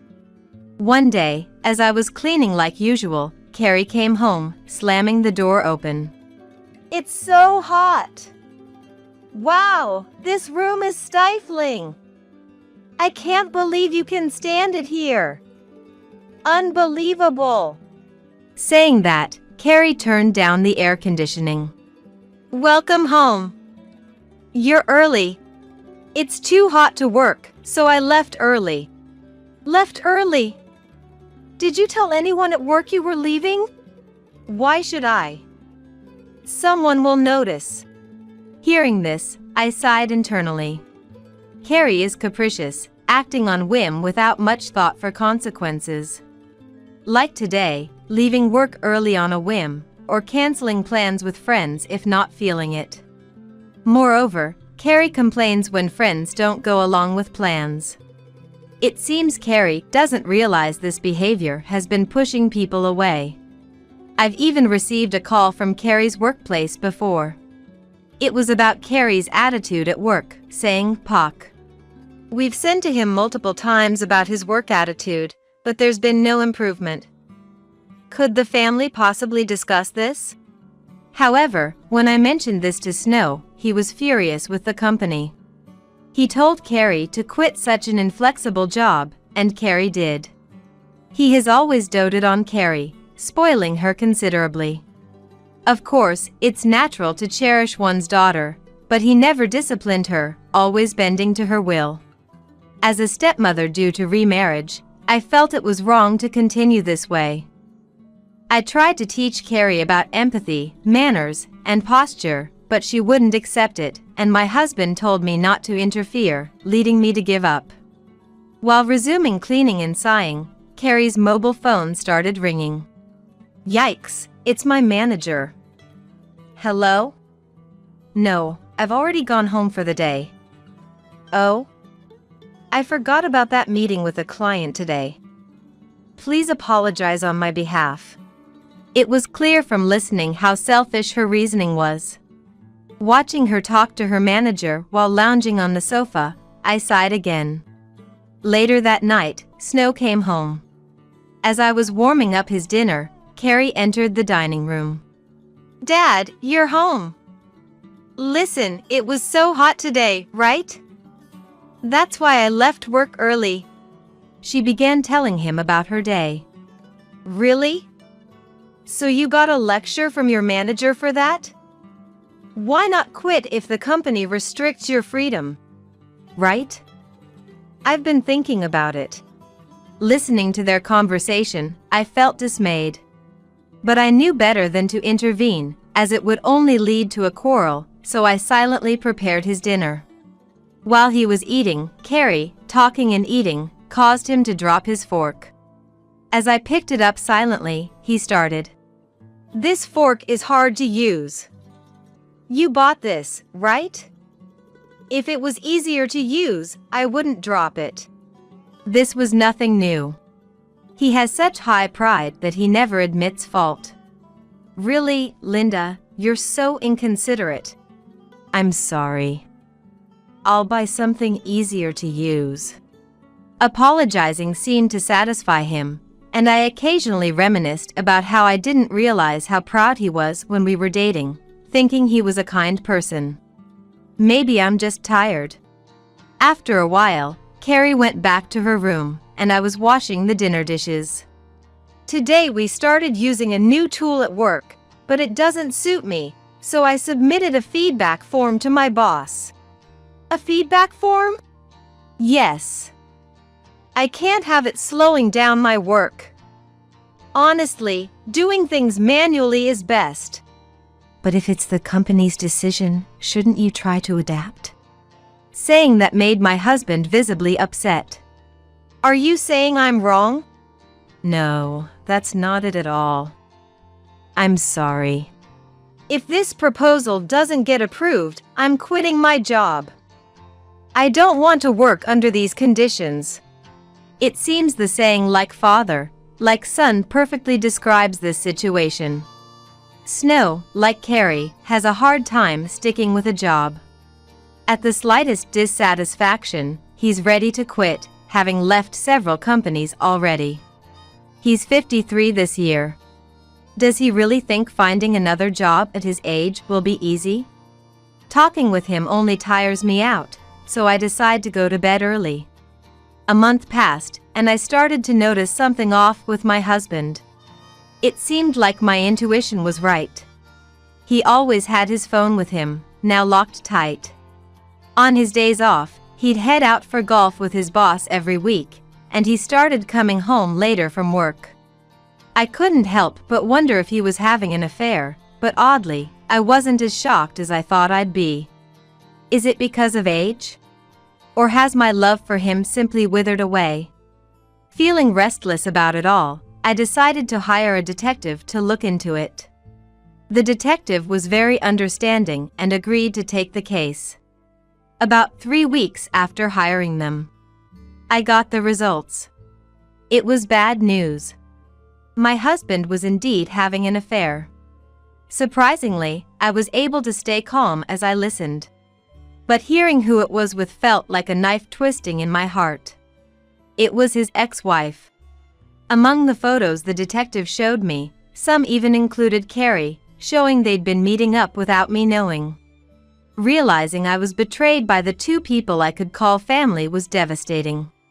Seeing my distress, the detective offered, "If you're considering a divorce, I can introduce you to a lawyer who specializes in such cases." I took the lawyer's business card just to be cautious, let them know I'd talk things over, and left with the investigation results. When my husband returned home late at night, and with Carrie already asleep, I broached the subject. I showed him the detective's findings and demanded an explanation. At first, he was taken aback by the results, but then he quickly turned defensive and started questioning me. Why are you doing this? You trying to make a fool out of me? I didn't want to make a fool out of you. I was just concerned about your behavior and wanted to know the truth. So, are you satisfied now? No, I want to hear it from you. What were you thinking, having an affair? An affair? It might look that way. But it's your fault, you know. What do you mean? I married you, even though you were second-hand, and you don't earn money, you're getting older, and you've never shown any gratitude for everything I've done for you. Is there any benefit for me being with you? Hearing this, I realized he had no idea about our financial situation. He didn't know that the rent and living expenses were almost entirely covered by my rental income. His salary from job hopping surely wasn't increasing, likely much less than his peers. He was oblivious to that fact. Are you serious? Of course I am. And you should know, the affair was with my ex-wife. Carrie is happy about us getting back together. There's no need for me to continue living with you. Carrie's happiness is my priority. I understand how you feel. So, we're thinking of divorce then? It's not a matter of thinking, it's decided. It's actually good timing that this came out now. Get the divorce papers first thing tomorrow. Facing such cruel statements, I no longer felt sadness. Instead, I was overwhelmed by regret, wondering why I ever ended up with this person. Understood. I'll go to the municipal office tomorrow. How will you explain it to Carrie? Don't worry about it, I'll tell her. She hates you anyway. Okay. Though I knew he was not one to admit his faults, I was still taken aback by his blatant lack of concern. This unexpected reaction left me feeling even more dejected. Realizing I had never been needed hit me hard, making me question my entire existence up until now. The next day, I went to the municipal office to get the divorce papers. Stopping by a convenience store to buy a drink, I rummaged through my bag and found a business card. A lawyer. It was the card the detective had given me the day before. Considering the situation had escalated to divorce, I decided to seek advice. After collecting the divorce papers, I called the law firm straight away. Mentioning the detective's referral, I was able to smoothly secure an appointment. There had been a cancellation for the next day, so I booked that slot immediately. While preparing dinner as usual, Carrie came home. Ew, making dinner even though you're getting a divorce? Is this some kind of lingering attachment? It seemed she had already been informed by Snow. If you don't want it, you don't have to eat. As I continued cooking, Carrie started complaining, clearly displeased. Why did Dad even marry you? I was against it from the start. Living under the same roof as an old person has been suffocating. Hearing about the divorce made me genuinely happy. Well, that's good for you. I also hated your pretentious attitude, acting as if you're not affected at all. Now you'll be all alone. Yes, I guess I will. I'll make the most of it. Carrie left the house with a click of her tongue. That night, neither of them returned, and I ate dinner alone.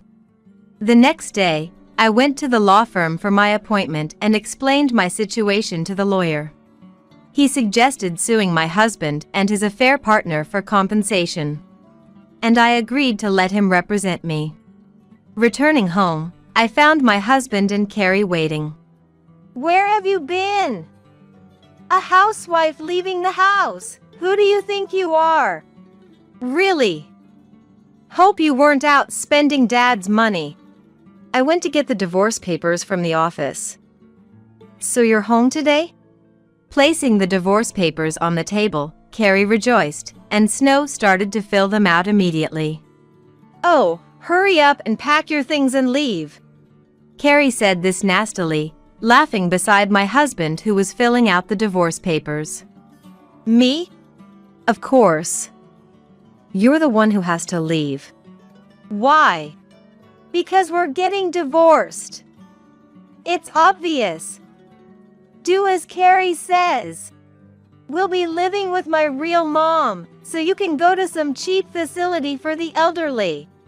Even though I pay $2,000 in rent? I thought, but if they were going that far, I decided I might as well leave. All right, I'll leave. If that's what you want. They had no other choice. You were just in the way. Ugh, hurry up and pack your stuff. Disgusted by their insults, I retreated to my room to pack my belongings. Now we can live as a family with Mom again. Yay! Indeed. It's my fault for marrying such a person, causing you distress. Let's be a happy family of 3 again. Their loud celebrations were audible even from my room. Feeling degraded, I decided to move to a retirement home I had considered for my old age. The next day, I took my things and headed there. On the way, I called my lawyer to discuss the settlement. The lawyer, equally appalled, reassured me, suggesting that moving might actually bring me happiness. I was headed to a renowned luxury retirement home, known nationwide, requiring a $1,000 entry fee. Despite its cost, its popularity was unmatched due to its excellent facilities. I had been saving up the rental income for when I turned 60, paying for the entrance fee to what I thought we'd enjoy together. But now, it seems even better that I'll be there alone. Leaving the legal matters to my lawyer, I also sought a bit of retribution by contacting a certain service. I didn't expect things to end without incident. A week after I left, Carrie called. Hello? What do you want? What do I want? Some junk shop just came and took all our furniture. What's the meaning of this? Oh, I sold it. Sold it? How dare you do such a thing without permission? Of course. It was all mine, after all. What? What are you talking about? Exactly that. All the furniture and appliances were mine. Since I no longer live there, they're unnecessary, right? But that sofa was my favorite. I used it the most, so it's mine, right? I don't follow that logic. If you liked it so much, you should buy it yourself. I believe that sofa was around $13,000. $13,000? Are you kidding? But the bed! That bed is mine. Dad bought it for me. I was the one who bought that bed. He just told me to buy it. What? But wasn't it bought with Dad's money? I bought it with my money. That's why I'm saying I sold my belongings. Everything that's gone, I purchased. No way! Everything in the house. But this is too much. Bring everything back. That's impossible.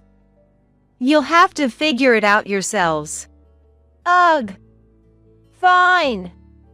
I'll tell Dad on you. Feel free. Carrie hung up immediately. I anticipated a call from my ex-husband soon after, and sure enough, my phone rang with his name displayed. Hello? I heard from Carrie. What have you done? You're aware, right? Everything was mine. Even so, you left, so the ownership transferred to me. What's yours is also mine. What are you talking about? I never transferred any ownership. If you want something, you should buy it yourself. That's because you did this on your own. You should take responsibility. It's absurd I have to spend money because of you. Wow, your pride really knows no bounds. I'm busy, so I'm hanging up now. Wait a minute. I noticed my ex was trying to say something more, but I hung up without hesitation. I was in the middle of a spa treatment, after all. In the luxury retirement home I moved into, there's a relaxation room where you can get spa treatments by reservation. I ignored the multiple calls that followed. The next day, I received a call from a payphone. Curious, I answered, and it was Carrie. You picked up. Why aren't you answering your phone? We're in trouble here without the furniture and appliances. Put everything back. It's you. As I said yesterday, if you need those things, buy them yourselves. Dad says he has no money. You took it all, didn't you? No, why would I? His bank book and card are still at the house. What? Then why does he say he has no money? Probably because he has a spending habit. Maybe he has no savings. What? Then how have we been living? I was covering living expenses. Huh? You're not working. What are you talking about? I don't work, but I had an income from rent. What do you mean? Rental income? So you were managing properties? Then what was Dad spending his salary on? Yes, so I could afford to pay for our living expenses. I don't know what Snow spent his salary on. You should ask him directly. Are we done here? Wait. If you have so much money, then why? I hung up the phone. They had no idea how they had been living, such foolish people. I felt no sympathy anymore. There's no way they could live on my ex's meager salary alone. Despite knowing his own salary, he seemed to think he was supporting us with it alone. Even though his income wouldn't even cover the rent. It was my rental income that made our life possible. Now that we're divorced, their standard of living must have significantly dropped, but that's none of my concern anymore. By now, the real mom, his affair partner, must have moved in, so they should sort out their living situation amongst themselves. Calls from Carrie and my ex continued but gradually became less frequent. As I was getting used to my new life, the lawyer called. We've successfully filed for damages, and the other party is willing to pay. It should be resolved smoothly. The fact that my prideful ex-husband agreed without any complaints was slightly surprising, but since the lawyer said so, it must be true. I was happy thinking that this would finally sever our ties. Thank you. I appreciate your help a bit longer. Of course, let's keep at it. After hanging up with the lawyer, I felt a bit more upbeat than usual, thinking about taking a swim in the facilities pool. Then the phone rang again. Checking my mobile, I saw my ex-husband's name, appearing for the first time in about a month. Hesitant, but not wanting to stir things up after coming this far, I decided to answer the call. Hello, it's me. Rent hasn't been withdrawn since last month. I need your help. Help? For rent? His request was baffling. You were supposed to handle the rent. Think about our situation without furniture and only essentials, and you're not even paying the rent. I have nothing to do with it anymore. Why should I pay rent for a place I don't live in, especially since we're divorced? As I said that, he seemed to get instantly infuriated. What did you say? How much more selfish can you get? This was originally your house. You were the one who told me to leave. The selfishness is on your end. If you keep this up, I won't pay the compensation. Just pay the rent already. From what standpoint is he even speaking? This is beyond just pride. I felt disillusioned all over again. Could you discuss the compensation with the lawyer, please? No matter what you say, I'm not paying the rent. Maybe you should check what common sense is. What's with that tone? Who do you think has been supporting you all this time? Well, actually, I have. Huh? I thought I was the one supporting you. So, whatever difficult life you're leading now, I don't care. Goodbye. I hung up on Snow and headed to the pool. I was looking forward to a nice swim, but he ruined the mood. However, on my way to the pool, I ran into a friend I made at the facility, who was also headed to the pool, and we had a great time swimming together.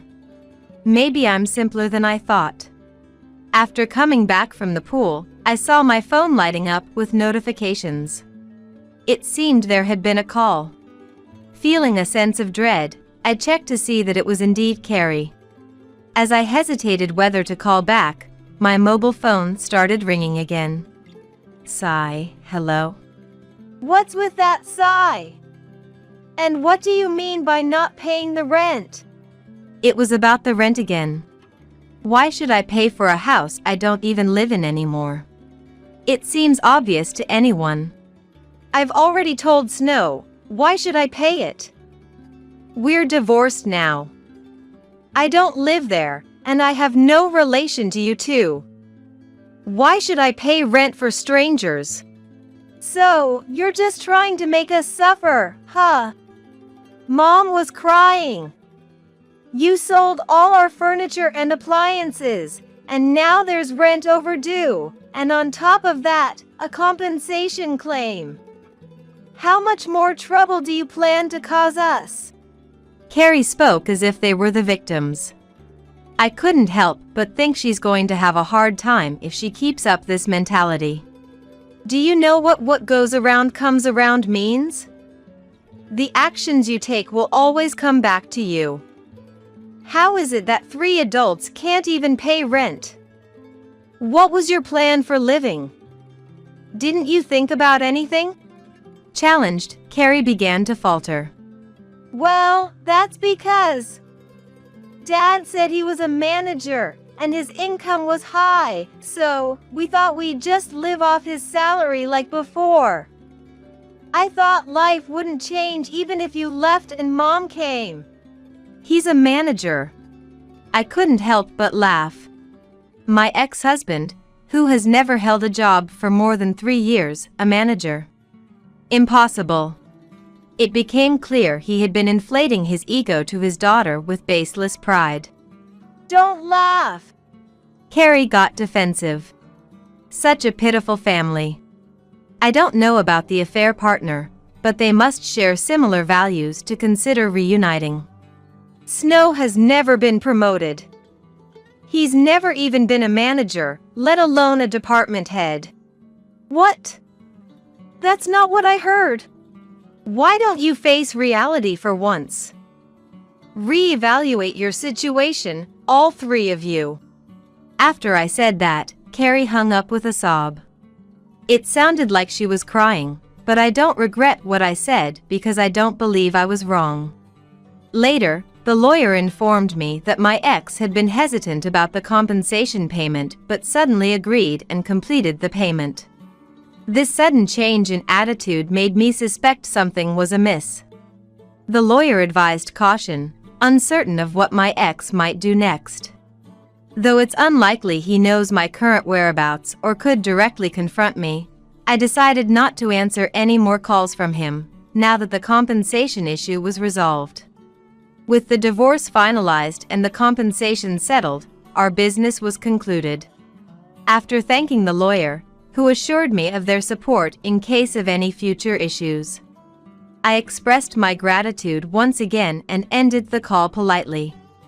Despite having resolved everything, a lingering sense of unease and a bad premonition turned into reality. The next day, I received a call from the front desk to my room, saying a family claiming to be my relatives had arrived. It was my ex-husband and Carrie. My bad feeling was confirmed. Since I no longer considered them family, I asked them to be sent away, which they agreed to do, relieving me. I wondered how they found out where I was and what they wanted now, but decided not to dwell on it since I had chosen to cut ties. Later, as I was heading to the facility's restaurant, I happened to glance at the lobby. To my surprise, my ex-husband and Carrie were still there, arguing with the security guard and the front desk staff. Shocked, I instinctively hid. It was inconceivable they were causing trouble for others to this extent. My frustration grew. We're here because our mom lives here. Don't make us say it again. Exactly. Get our room ready now. And it better be the best one. We're hungry, so prepare some food too. This place serves a full course meal every day, right?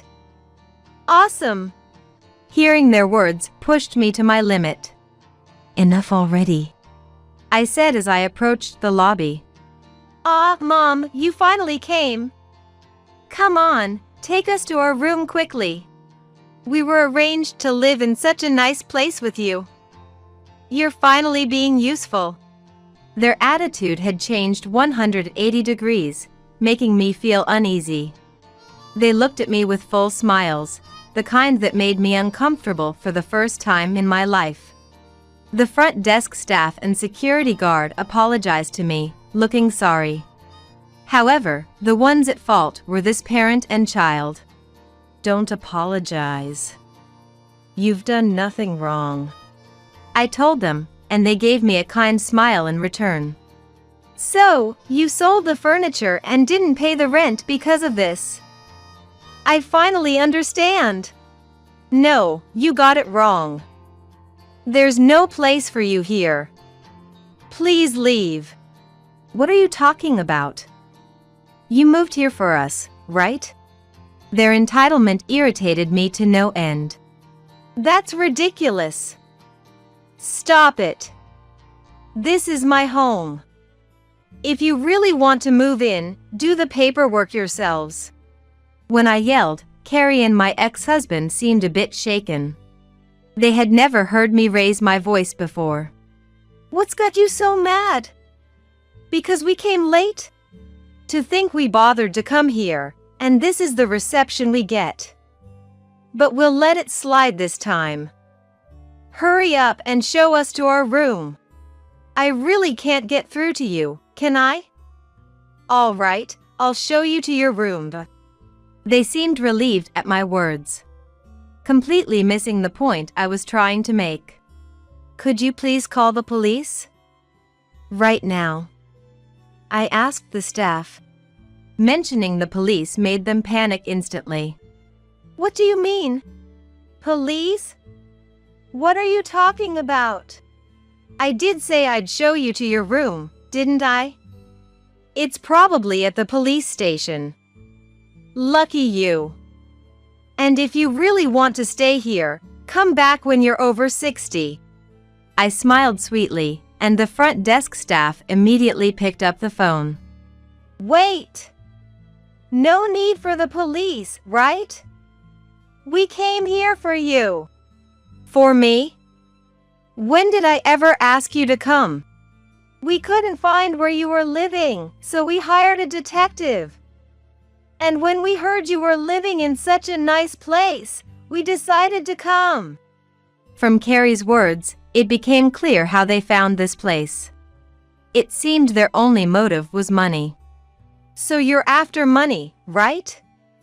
Unable to pay a rent of $2,000, unable to fully furnish your home, and from our interactions, you figured I had money and decided to look for me, right?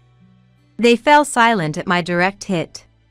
No, we didn't know the rent was $2,000, and Mom thought living with us in that house meant a luxurious life. She wanted back in, but after seeing the reality, she left. Carrie! Don't say that!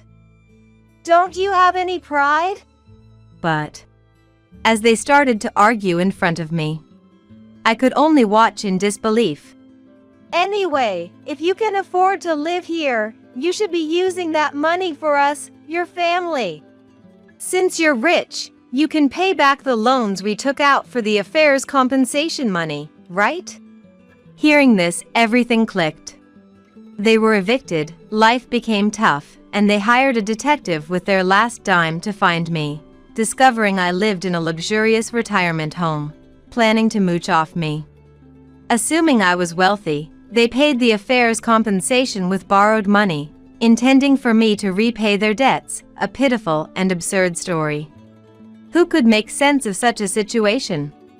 I have nothing left to say to you. We're complete strangers now. The police will be here soon, so just wait.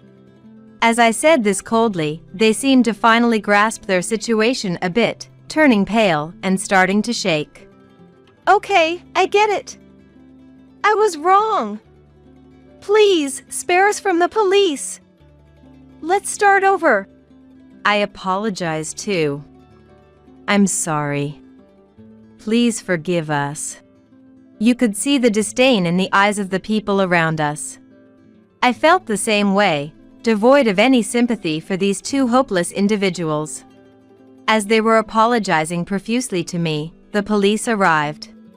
The front desk staff and security explained the situation, and I also shared the details with the police, who then took the two away. No! Not the police! Let go of me! Stop it! Watching them being led away screaming and yelling, I felt a sense of closure. As I sighed, the front desk staff brought me a warm cup of tea and invited me to sit on a sofa in the lobby to rest. The warm tea tasted incredibly good. Later on, it turned out that my ex-husband and Carrie had been evicted for failing to pay their rent. Moreover, assuming they could live with me in the luxurious retirement home, they had quit their jobs. After being released by the police, they had nowhere to go and were staying in a motel. However, as their meager savings began to dwindle, they hurriedly looked for work and found a live-in job. They were relieved to have found a place to live, but the job was demanding, rife with cliques, and they struggled with interpersonal relationships, barely scraping by on a low salary. As for me, I'm living a life of elegance I wouldn't have experienced had I stayed married. Sometimes I indulge in spa treatments, other times I exercise, or I go out for karaoke with friends, leading a very fulfilling life. There are also plenty of events within the facility, which has led to an increase in my hobbies. Becoming friends with other residents and having more friends has allowed me to lead a luxuriously busy life filled with fun and happiness. Get out of the way, you're blocking the pregnant lady, Abigail said, gently stroking her belly. Her face held a mean-spirited expression that made you wonder, shouldn't pregnant women have a more gentle demeanor? I looked over at my husband, Daniel. Go sleep in the storage room, he chimed in, echoing Abigail. Watching Daniel side with Abigail, my love for him cooled off. Yet, a part of me still felt a pang of sadness. All right then, I replied. Daniel happily took Abigail's hand in response. Abigail gazed back at him, utterly smitten. The sight of them together washed away my melancholy, replacing it with a rising anger from within. I'll be out by tomorrow. Sure. Oh, why don't you find somewhere else to stay tonight? This is mine and Abigail's house now, Daniel said, elated. I nodded slightly and left the house. They won't be laughing for long. Leaving the house, I allowed myself a smile, imagining what comes next. My name is Grace, a 46-year-old housewife. Before marriage, I worked hard, but that was over 20 years ago. Now, I enjoy my days doing household chores and savoring coffee, just an ordinary middle-aged lady. My hobby is investing, which I've done since before I got married, recently enjoying significant dividends that allow for luxury hotel lunches and spa visits. Daniel, 43, is a salesman for a major company. He's definitely put on some weight, and honestly, his scent has become rather strong recently, but as a salesman at the top of his game, he sure has a way with words. Despite looking like a big, burly guy, I've always loved him. I've thought about encouraging him to lose some weight for his health, but there's a certain adorable quality to him that made me think maybe it wasn't necessary. We have a daughter together, Scarlett. Scarlett has inherited Daniel's facial features, and being slim, she has the beauty of a model. Not just in looks, but academically and athletically, she excels, bringing home top grades and being selected for national competitions, all while being humble and hardworking. Both Daniel and I dote on her, often to the point where others say we're overprotective. Daniel has a bit of a weakness for younger women, but he chose me, an older woman, and has always prioritized our family, so I've come to accept his occasional wandering eye. We lived in a second-hand apartment bought around the time Scarlett was born, which has been aging, leading to discussions about increasing the maintenance fees. Amidst this, Scarlett decided to do room sharing near her university. At the same time, my relatives offered us an uninhabited house to inherit, prompting Daniel and me to decide on rebuilding it and moving in. Little did I know that this move would lead to such a turn of events with Daniel. While our old apartment had 4 rooms, our new home has only 2. It's smaller than before, but designing it as a single-story home considering our elder years has made it very comfortable. One of the 2 rooms, a combined study and guest room, can be divided into Scarlett's room and a study, making 3 rooms if she comes back. Since moving, Daniel's nights have become late due to work engagements, and he often finds excuses to go out on weekends. Being sensitive to smells, sleeping next to Daniel, who reeks of alcohol and tobacco, has been a challenge even with separate beds. Thus, despite having a shared bedroom, I've been sleeping in the study since we moved into the new house. When it came time to send out moving announcements, I took the initiative, sending letters far and wide. Daniel isn't great with these sorts of things, so I handled sending letters to the in-laws' house and his relatives on his behalf. Since both my parents have passed away, I only sent brief notices to relatives and friends on my mom's side. I haven't kept in touch with anyone from my dad's side of the family. And that's largely due to my sister, Abigail. Abigail is my half-sister, 14 years younger than me. She was born to my dad's second wife shortly after my mom died when I was in my first year of middle school. Abigail was already 2 years old when they remarried, so I initially thought it was a marriage where both parties already had children. My dad passed away in an accident along with his second wife about 5 years after they got remarried. At the funeral, relatives on my dad's side mentioned that he and his second wife had been childhood sweethearts, and everyone had expected them to marry. They blamed my mom for coming between them, saying she proposed marriage through her company connections, leaving no choice for my dad but to marry her, casting his second wife into the shadows. Despite my memories of my parents being happy, it turns out my dad had a child with his second wife behind the scenes. That revelation shocked me more than anything.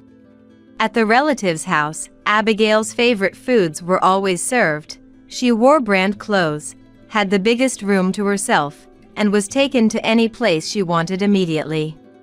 In contrast, I was burdened with preparing meals, doing laundry, cleaning, had my part-time earnings taken away, and my room was a small storage space under the stairs, where I was begrudgingly provided with the bare minimum after asking. By the time Abigail reached the middle grades of elementary school, she had learned about my mom from relatives and had come to look down on me. I had to juggle multiple part-time jobs to finally move out of that house. With such experiences, it's no wonder I harbored no fond feelings for Abigail, and I hadn't told her about my marriage or having a child. A few weeks after moving in, I was enjoying a coffee when the doorbell rang. A man's voice said, "Delivery." The screen showed someone looking down. Wondering if Daniel had ordered something, I opened the door. And I was surprised by the person who was there. "Abigail? What are you doing here?" It's been a while, sis. I just showed up. The person in front of me was indeed wearing the hat seen on the doorbell camera, but it wasn't a delivery person, it was my sister, Abigail. Abigail slipped past me, frozen in shock, and made herself comfortable on the sofa in the living room. I hurried after her and stood towering in front of her, looking down. If you knew it was me, you wouldn't let me in, right? That's why I used a recorded voice from before. That's awful, deceiving me like that. Oh, scary! Abigail feigned fear at my raised voice. But it was clear she was acting, evidenced by her smiling face. I've come back home. What? Confused by Abigail's nonsensical remark, I responded coldly. With a bright smile, Abigail began to explain her sudden visit. Well, you never tell me where you are. I got married, but my husband's always on business trips, and it's boring. And when you get pregnant, it becomes harder to move around, right? Everyone said I should come and have you take care of me. Go back.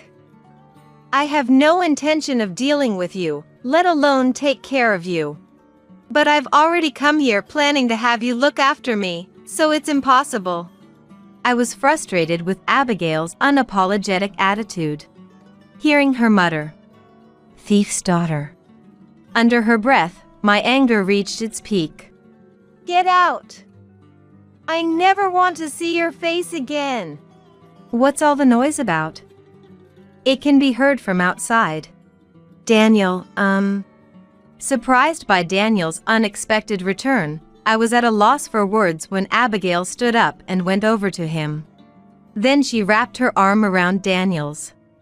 Daniel didn't shrug her off and seemed pleased with her presence. Oh, Abigail's here? Welcome. Daniel, sis is being mean. I was thinking, wouldn't it be nice to stay with Daniel until the baby is born, but is that not okay? That's great. If you don't mind, you're welcome to stay as long as you like. I was stunned by the conversation between Daniel and Abigail. Not only that, but Abigail was clinging to Daniel, their proximity resembling that of lovers. Daniel, what's this all about? You see, Abigail's had it tough, hasn't she? Why be so harsh? Jealous of your cute sister? I felt despair at Daniel's words. I had told Daniel about my family situation before we got married. Yet, he said such things. Look, you're not using your bed in the bedroom anyway, so it should be fine, right? Really? I can sleep in the same room with you, Daniel? Sleeping next to you sounds like it'd bring sweet dreams. Daniel, really? Their conversation, like that of a close couple, gave me a headache. Ignoring me, the two of them went to the bedroom, still arm in arm, to put away their luggage. However, when they didn't return after a few minutes, a bad feeling led me to peek into the bedroom. There, I found them embracing each other. Living with you feels like a dream come true. The baby's happy, too. To live with Dad. Abigail's words filled me with despair. Daniel is Dad? What does that mean? Daniel, looking pleased, nodded while embracing Abigail. We should leave the sister to babysit and go on a date.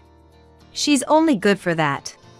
I watched them kiss through the tears, peeking through the door gap. From that day on, they treated me like a housekeeper. While obeying them, I began to gather evidence little by little. I discovered more shocking truths about our household, leading me to consider divorce. One day, Abigail, sitting on my favorite sofa, summoned me. She spoke as if she owned the place. Get out of the way, I'm pregnant, Abigail said, gently rubbing her belly. Shouldn't pregnant women look more compassionate? Abigail's face was filled with malice. I looked at Daniel. You should sleep in the warehouse, he said, agreeing with Abigail. Seeing Daniel side with her, my love faded. Still, I felt a bit sentimental. All right then. Daniel happily took Abigail's hand in response. Abigail looked at Daniel adoringly. At that moment, my sentimental feelings vanished, replaced by anger from the bottom of my heart. I'll be out by tomorrow. Yeah. Oh, why don't you find somewhere else to stay tonight? This place is now mine and Abigail's. I nodded slightly and left the house, thinking they won't be laughing for long. After leaving, I smiled, imagining what comes next. I stayed in a hotel, planning my next steps. I arranged for movers to come the next day and planned to go to the office early before heading home. Excited about the future, I had trouble falling asleep that night, but feeling liberated, my heart felt lighter. The next day, I went as planned to get the divorce papers and headed home. The movers were already there, looking confused. They said the house was empty when they arrived, with just one cardboard box left at the entrance. At the entrance was indeed a small cardboard box with a note saying, "Please take whatever you want." Inside were my treasured books and cosmetics tossed carelessly, with books damaged and pages torn. At the very back was Daniel's wedding ring, fueling my rage. Entering the house, I found the bedroom in disarray with sheets, pajamas, and underwear scattered about, making it clear what had happened after I left. "Please take all of these items," I said, closing the bedroom door and leading the movers to the study. Daniel doesn't read, so the study was filled with books collected by me and Scarlett. Since I only had a few outfits to begin with, I decided to take this opportunity to buy new ones. When I entered the living room, I found a letter on the dining table. The letter mentioned that Daniel and his companion were going on a prenatal trip abroad for 5 nights and 6 days. It instructed me to keep the house clean during their absence and to prepare for the divorce immediately upon their return. I was dumbfounded by their selfishness. However, this made my plan much easier to execute, so I secretly thanked them in my heart. After having the movers take all my belongings, I removed my wedding ring and left it in the kitchen. Leaving the ring behind, I exited my home. I debated over where to move but ended up buying a place near Scarlett's university that happened to be for sale. The new house was very comfortable, and I enjoyed my solitude for the first time in a while. On the day of their return, my mobile phone kept ringing incessantly. I knew who it was without even looking at the screen. Without diverting my eyes from the book I was reading, I answered the call. Yes.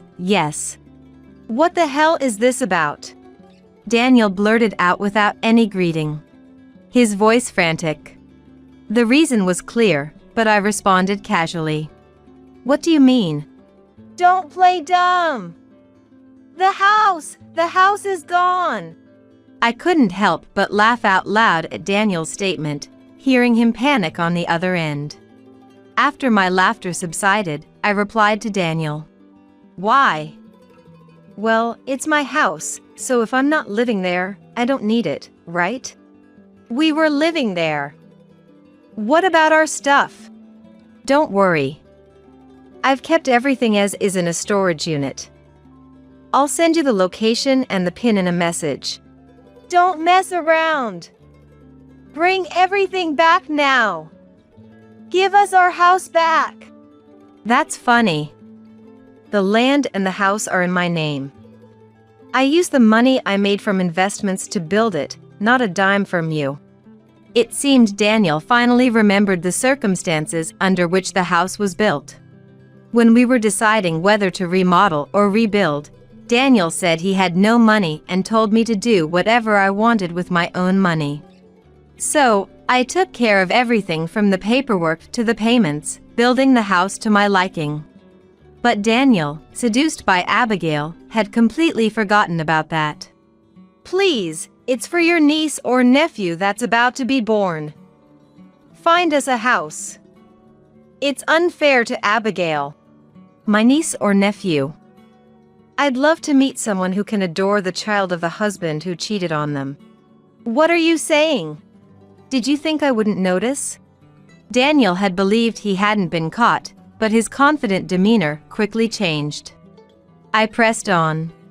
I've been aware of your affair with Abigail since the day she barged into our house, and I've been collecting evidence since then. Evidence? The baby camera Abigail had me buy. It's been recording. You didn't notice, did you? Daniel let out a small sound. The baby camera was the first thing Abigail demanded when she settled in. She had already done her homework and requested a high-end camera that costs $1,000. Of course, I initially refused, but after being yelled at by Daniel, I reluctantly bought it. However, the camera setup was left entirely to others, and neither Daniel nor Abigail had touched the camera since its purchase. So, I secretly activated it, capturing everything in the bedroom. True to its price, it even captures clear images in the dark, including both of you in bed and what you were doing under the covers. Snooping around like that is in poor taste. I was merely testing the capabilities of the baby camera. Still better than a man who cheats with his wife's sister, I'd say. Daniel seemed unable to respond. To Daniel, I cheerfully said, "Oh, and I think I left the mailbox untouched, so you might want to check that." The mailbox? Yes, it should have arrived by now. I could hear Daniel checking the mailbox over the phone. Then, the next moment, I heard his surprised voice. "Oh, good. It looks like it arrived, the certified mail. Make sure you take care of the payment, okay? Hey, there's one for Abigail too. Are you going to leech off your sister? What are you talking about? You two betrayed me, so this is a compensation claim. Family or not, it doesn't matter. But no excuses. We'll go through lawyers from here on out. Bye." Wait, Grace. I hung up, ignoring Daniel's call. My phone kept ringing off the hook, but I ignored it. I had already signed up for a new mobile phone over these 5 days, so the old one was just for keeping evidence. Ignoring it caused no problems. Daniel kept calling for about an hour but eventually gave up. He seems to have complained to the lawyer, who later reported to me with a tired voice. The next morning, I got a call on my mobile phone from Dad's side of the family. Since I hadn't given them my contact information, it was probably Abigail who had whined to them, planning to scold me. Reluctantly, I answered the call while recording it on my new phone. "Yes?" How could you throw out a pregnant Abigail like that? Apologize to her immediately and provide a new house as compensation. Why should I apologize to a woman who slept with my husband? Whatever Abigail has told you, she should be the one to apologize. And she should be the one to pay compensation. This is why the daughter of a thief. Right. Just like the child of a dad who betrayed mom and had a child with his affair partner. You end up with someone weak-minded enough to sleep with her half-sister's husband, growing up just as poorly. Oh, and please tell Abigail to stay away from me from now on. Though, I doubt she'll have the luxury to do so. The relative was still complaining, but I hung up, feeling surprisingly refreshed after venting everything I had been holding back. I contacted the lawyer to summon Abigail and Daniel. I wouldn't close this chapter of revenge until I saw their frustrated faces. The meeting at the law office then took place. Before me were Abigail, looking sulky, and Daniel, appearing disgruntled. It seemed they hadn't learned their lesson even after all that had been said. I never thought my sister would turn out to be such a miser. I'm shocked. If I knew she was so greedy, I wouldn't have married her. I was deceived. Hearing Abigail and Daniel's self-centered comments, I moved beyond anger to sheer disbelief. I laid the divorce papers in front of them and also presented another document, a marriage registration form. As for the compensation, I might consider reducing it if you sign this. If signing this is all it takes to reduce the amount, then give it here," Daniel said, snatching the pen from me to sign. Abigail also signed, laughing. I put the documents in a file and then smiled brightly. "I'll make sure to submit this to the office." "Did you forget, sis? I'm already married. It won't be accepted anyway." "Well, don't worry. You're single now." "Huh?" Abigail looked at me with a dumbfounded expression. I rephrased it for her, making it easier to understand. "Yesterday, the divorce mediation finalized our divorce." "I didn't know about that." "Well, you threw away the mail without checking it. There were several letters, orders to appear in court. I got a message from your husband saying the divorce was finalized and now he's filing to deny paternity of the child." "That can't be." While Abigail stood there dumbfounded, Daniel seemed oddly pleased. No wonder, since he could marry Abigail until after her remarriage prohibition period ends. To Daniel, who seemed quite content, I smiled sweetly. "It must be tough for you, having to support a child that isn't yours." "What?" "The child in her belly is mine." "Oh, you didn't know?" "Poor thing. The child Abigail is carrying is actually from her real boyfriend at the club." "Club guy?" When Daniel turned to Abigail with force, she awkwardly looked away, indicating my statement was true. Seeing this, Daniel's face turned pale, realizing the truth. "Good luck with the compensation payment and raising someone else's child. I know it'll be tough." "Grace, let's start over. I was wrong. After all, there's Scarlett." As Daniel changed his tune, the door to the lawyer's office burst open, and a woman walked in. Daniel turned pale the moment he saw her. "Scarlett? Dad, you're the worst. Hurting Mom like that. I'm cutting ties with you. From now on, I'll live with Mom. You and that loose woman can just disappear." Scarlett had never spoken so harshly before, leaving Daniel frozen in shock. Meanwhile, Abigail, insulted, was red-faced and trembling. "Who are you calling loose? Sleeping with someone other than your husband, then my husband, and also your real boyfriend from the club. Which part of that isn't loose? Are you insane?" Scarlett's fierceness left Abigail speechless. I delivered the final blow to Abigail. "Just so you know, he's frugal but never manages to save money because he spends it all on young women, so be careful." "What? But what about the house, the car?" "Oh, those? All mine. Bought with my dividend income. We used them as a married couple, but after the divorce, we're strangers. A man with a $3,000 salary couldn't afford that car anyway." $3,000? Even though he works for a big company? Apparently motivated by money, Abigail was frozen in shock. Daniel, too, was looking down, embarrassed by the revelation of his low salary. "Well, good luck with everything." I said that and left with Scarlett, entrusting the rest to the lawyer. The dinner I had with Scarlett that night was genuinely enjoyable and delicious, the best we had in a long time.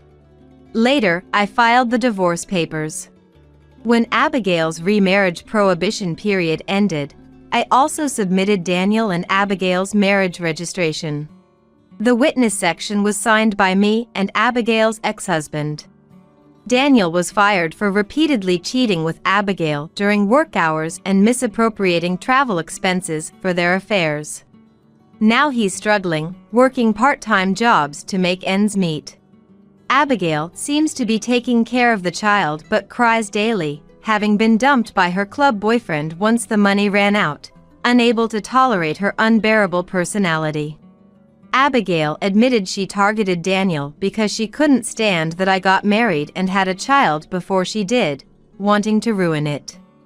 She thought she could get money from both her ex-husband and Daniel by claiming the child was Daniel's and leave the care to me while she visited her club boyfriend.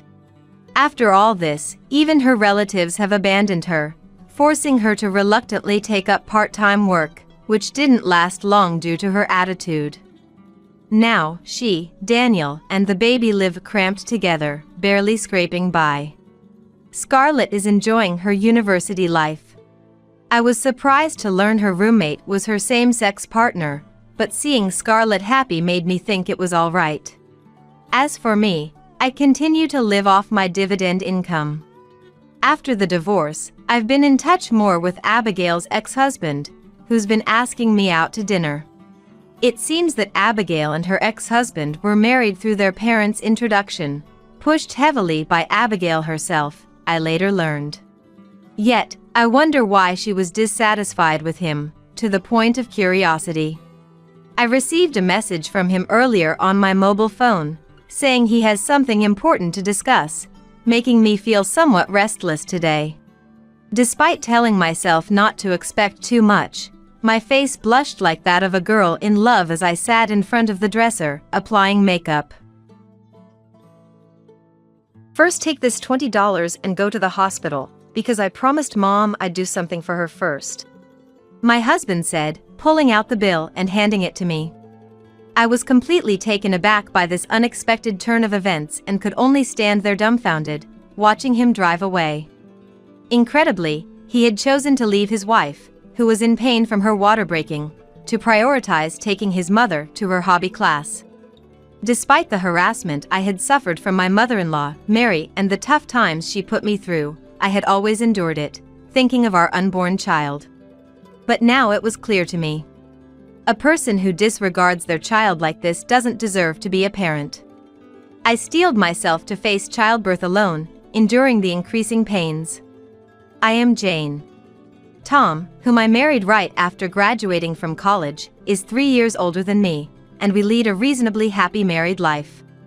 He was a senior at the club I belonged to in college. He seemed to have fallen in love with me at first sight when I joined as a new member, and looking back, I was embarrassingly overwhelmed by his passionate approach.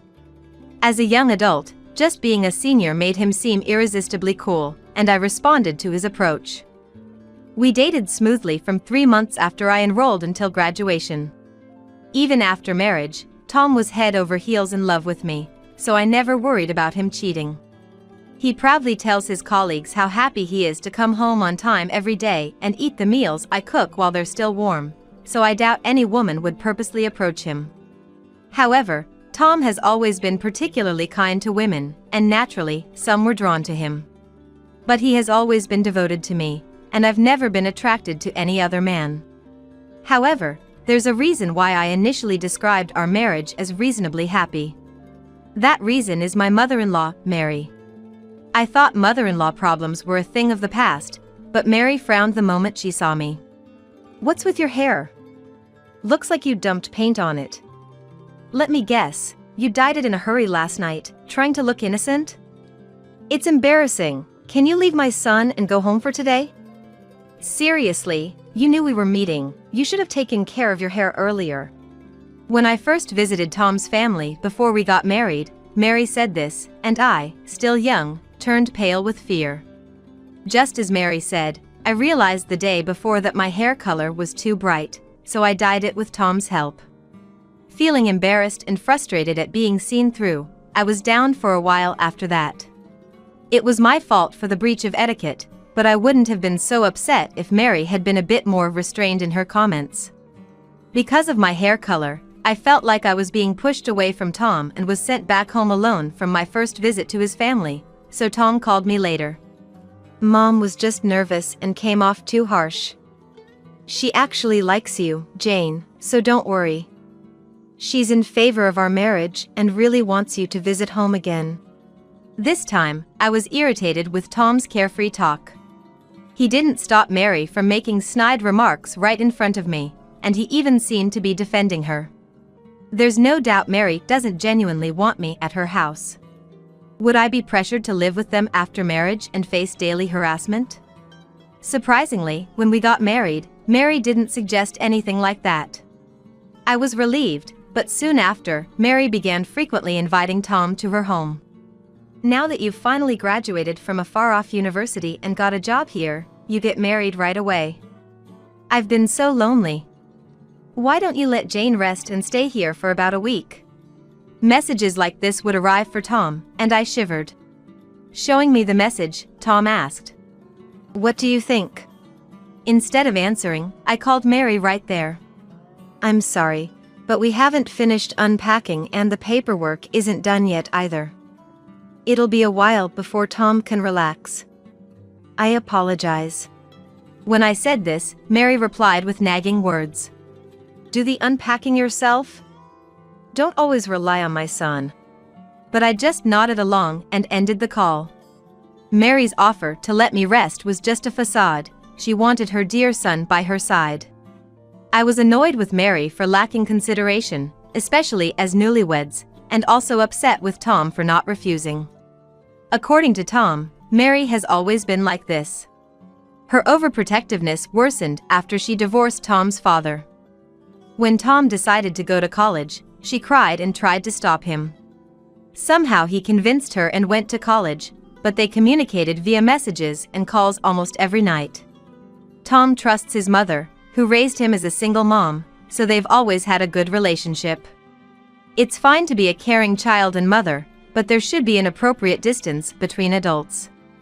And I understand it's not good to interfere with another family's dynamics. He was serious about his job and chores and had a nice personality, so for a while, I tried to come to terms with it. But it wasn't long before I began to question the uncomfortably close relationship between the two of them.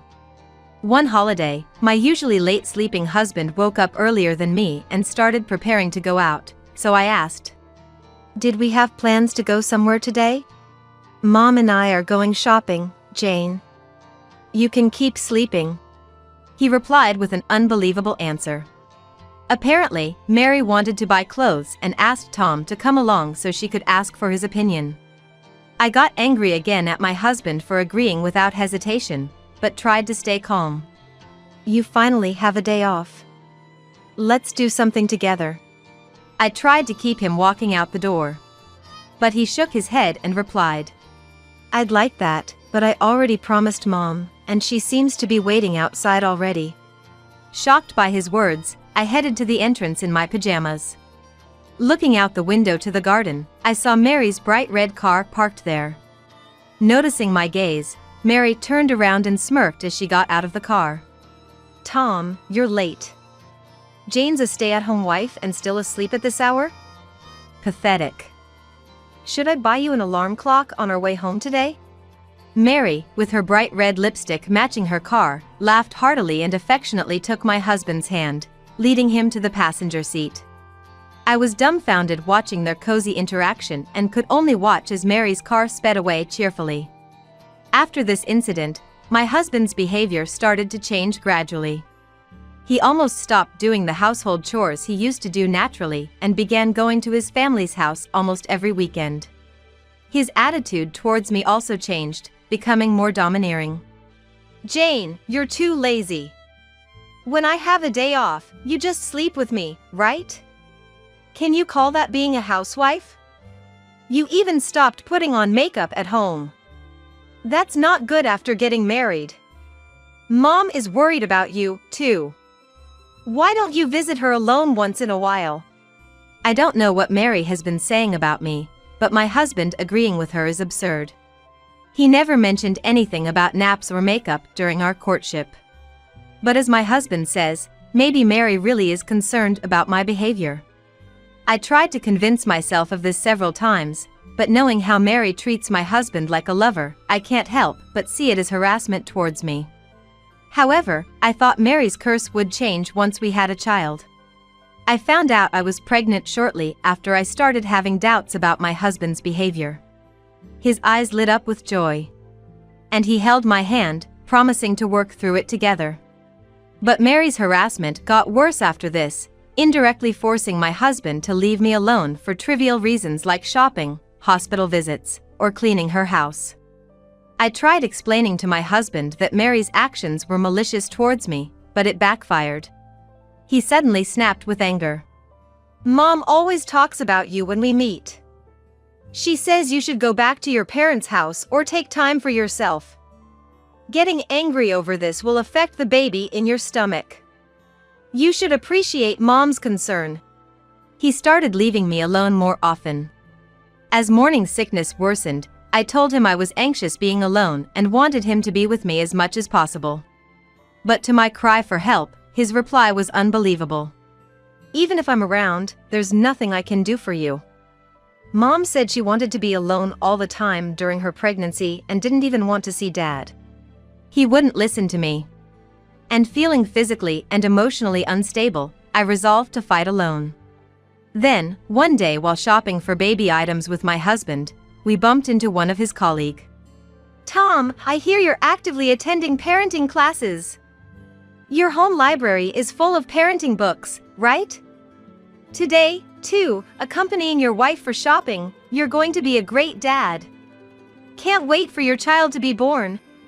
I was so shocked that I blurted out. What?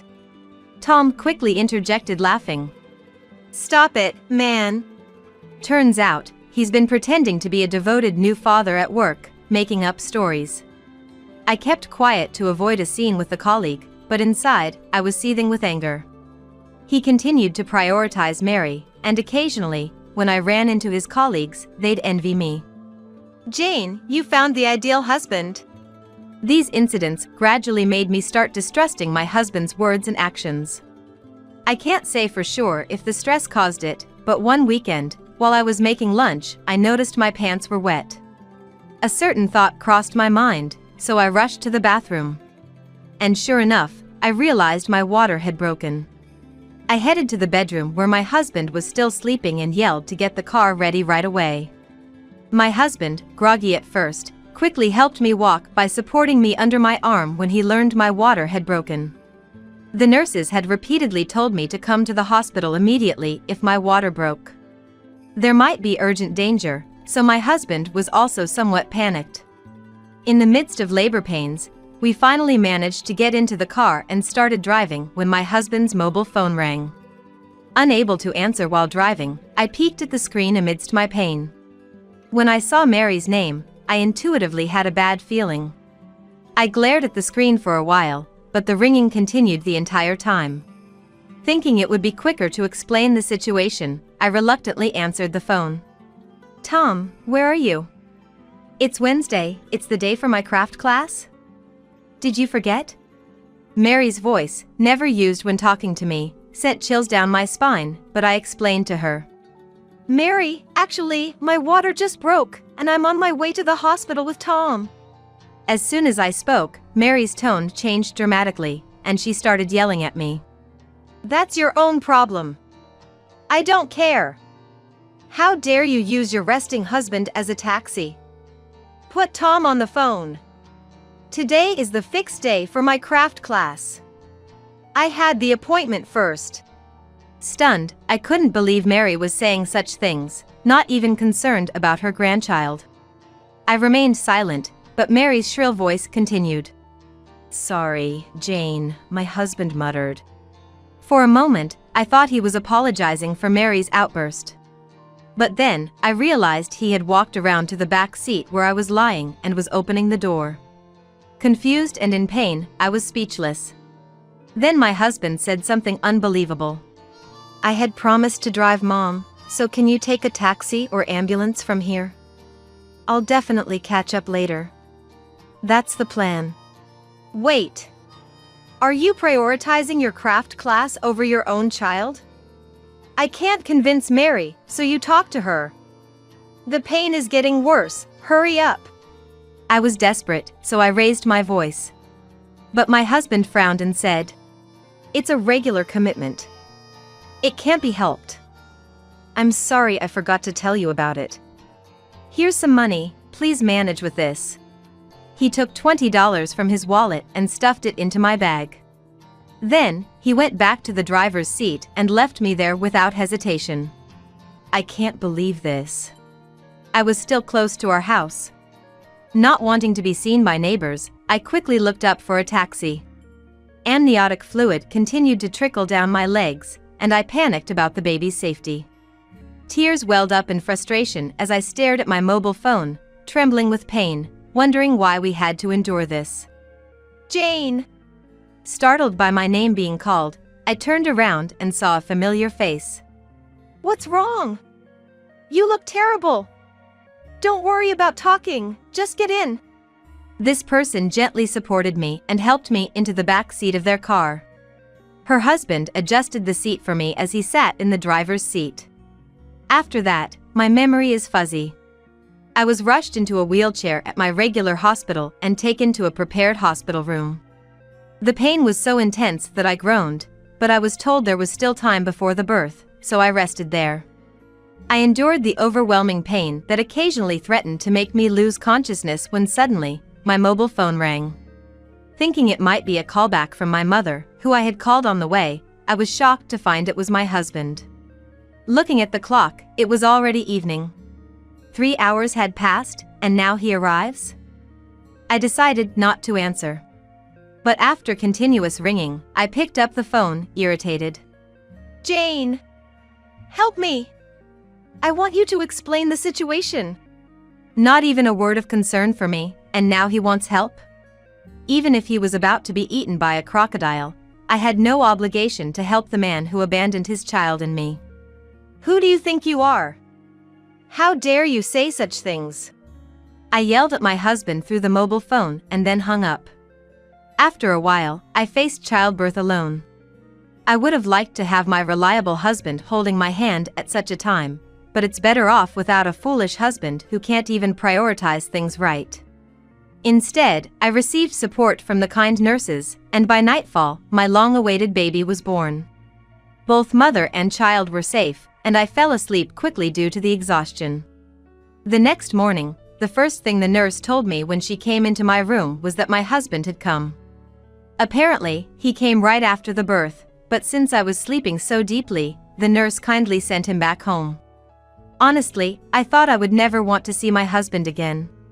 But when he entered the room looking so haggard, I couldn't help but ask what happened. The person who had helped me in my suffering and taken me to the hospital yesterday was N, a neighbor I had always been close with.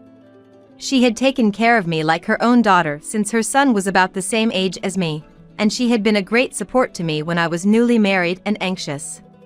When I told her in the car that my husband was taking Mary to her hobby class, she was furious as if it was her own matter. Little did I know that this would ultimately corner my husband. After dropping me off, and spread the story around the neighborhood. Being the head of the neighborhood association, her words spread quickly, and her friends seemed to have confronted my husband about it. The reason my husband was begging for help was this: it seemed to have caused quite a commotion, attracting onlookers around our house. No matter how panicked he was, it was obviously too foolish of him to ask for my help in that situation. I had not heard from Mary since then, and my mind was already made up. Sorry, but can you leave? I'm still not feeling well, and my parents are coming soon.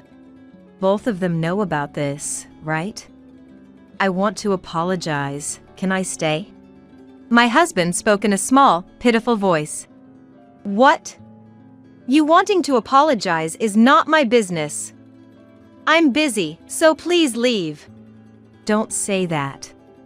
By the way, where's the baby? I'll leave after seeing the baby. Just leave. There are other pregnant women here, so please go. Even though I replied coldly, he still stood there, so I turned my back and covered myself with a blanket. I'm sorry. Please call Mom for me. I want to send her a photo of the baby. Can I call the nurse? Unbelievably, my husband reached out and shook me. When I couldn't stand it anymore and was about to push him away. What are you doing? Don't touch my daughter. My parents walked into the room just in time. My mother rushed over and pushed my husband away. How dare you shake the body of someone who just gave birth? And after doing such a thing, how could you show your face here? I'm disappointed in you. Get out of here, now. Even I had never seen my mother so fierce and overwhelmed by her presence, my husband finally left the room. My father followed him, and I knew he would be thoroughly scolded. During my hospital stay, I refused to see my husband and took the baby to my parents' house after being discharged. I didn't want to risk meeting him, so I told him over the phone that I wanted a divorce. I only communicated about writing the divorce papers, mailing them, and claiming compensation, ignoring anything else he said. By the way, the compensation was for the scratches and bruises I got when he forcibly removed me from the car. He tried to make excuses, but I silenced him by saying I had testimony from and her husband and photos of the injuries from that day. The lawyer said the cost for his malicious actions against a pregnant woman would be significant. While I was busy with the baby, Mary showed up at my parents' house once. The rumors spread by and didn't seem to fade, and the neighbors' gazes were cold. She blamed it all on me for not respecting our family, but my father handled everything. Both of them were scolded by my father, and I thought it would have been better if we had done this from the beginning. But to that my father said, "The head of the household doesn't easily come to the forefront." He was oddly showing off. When I got used to childcare, I invited Anne to my parents' house and introduced her to them. Being of the same age, she quickly became friends with my mother, and we agreed to keep in touch. And then told me about my ex-husband, which she heard from a friend who worked part-time at his company. Her friend, who loves gossip like Anne, seemed to have spread the story about my ex-husband to others at some point. The story spread quickly again, and his reputation plummeted. He had pretended to be a devoted new dad, and the disparity was so great that his bosses and colleagues looked at him with disdain, leading him to resign in disgrace. Becoming unemployed with no qualifications just before turning 30, my ex-husband lived in fear of the neighbors' gazes, relying on Mary's pension and savings. Years later, I almost forgot he existed, but then he called again. Where are you?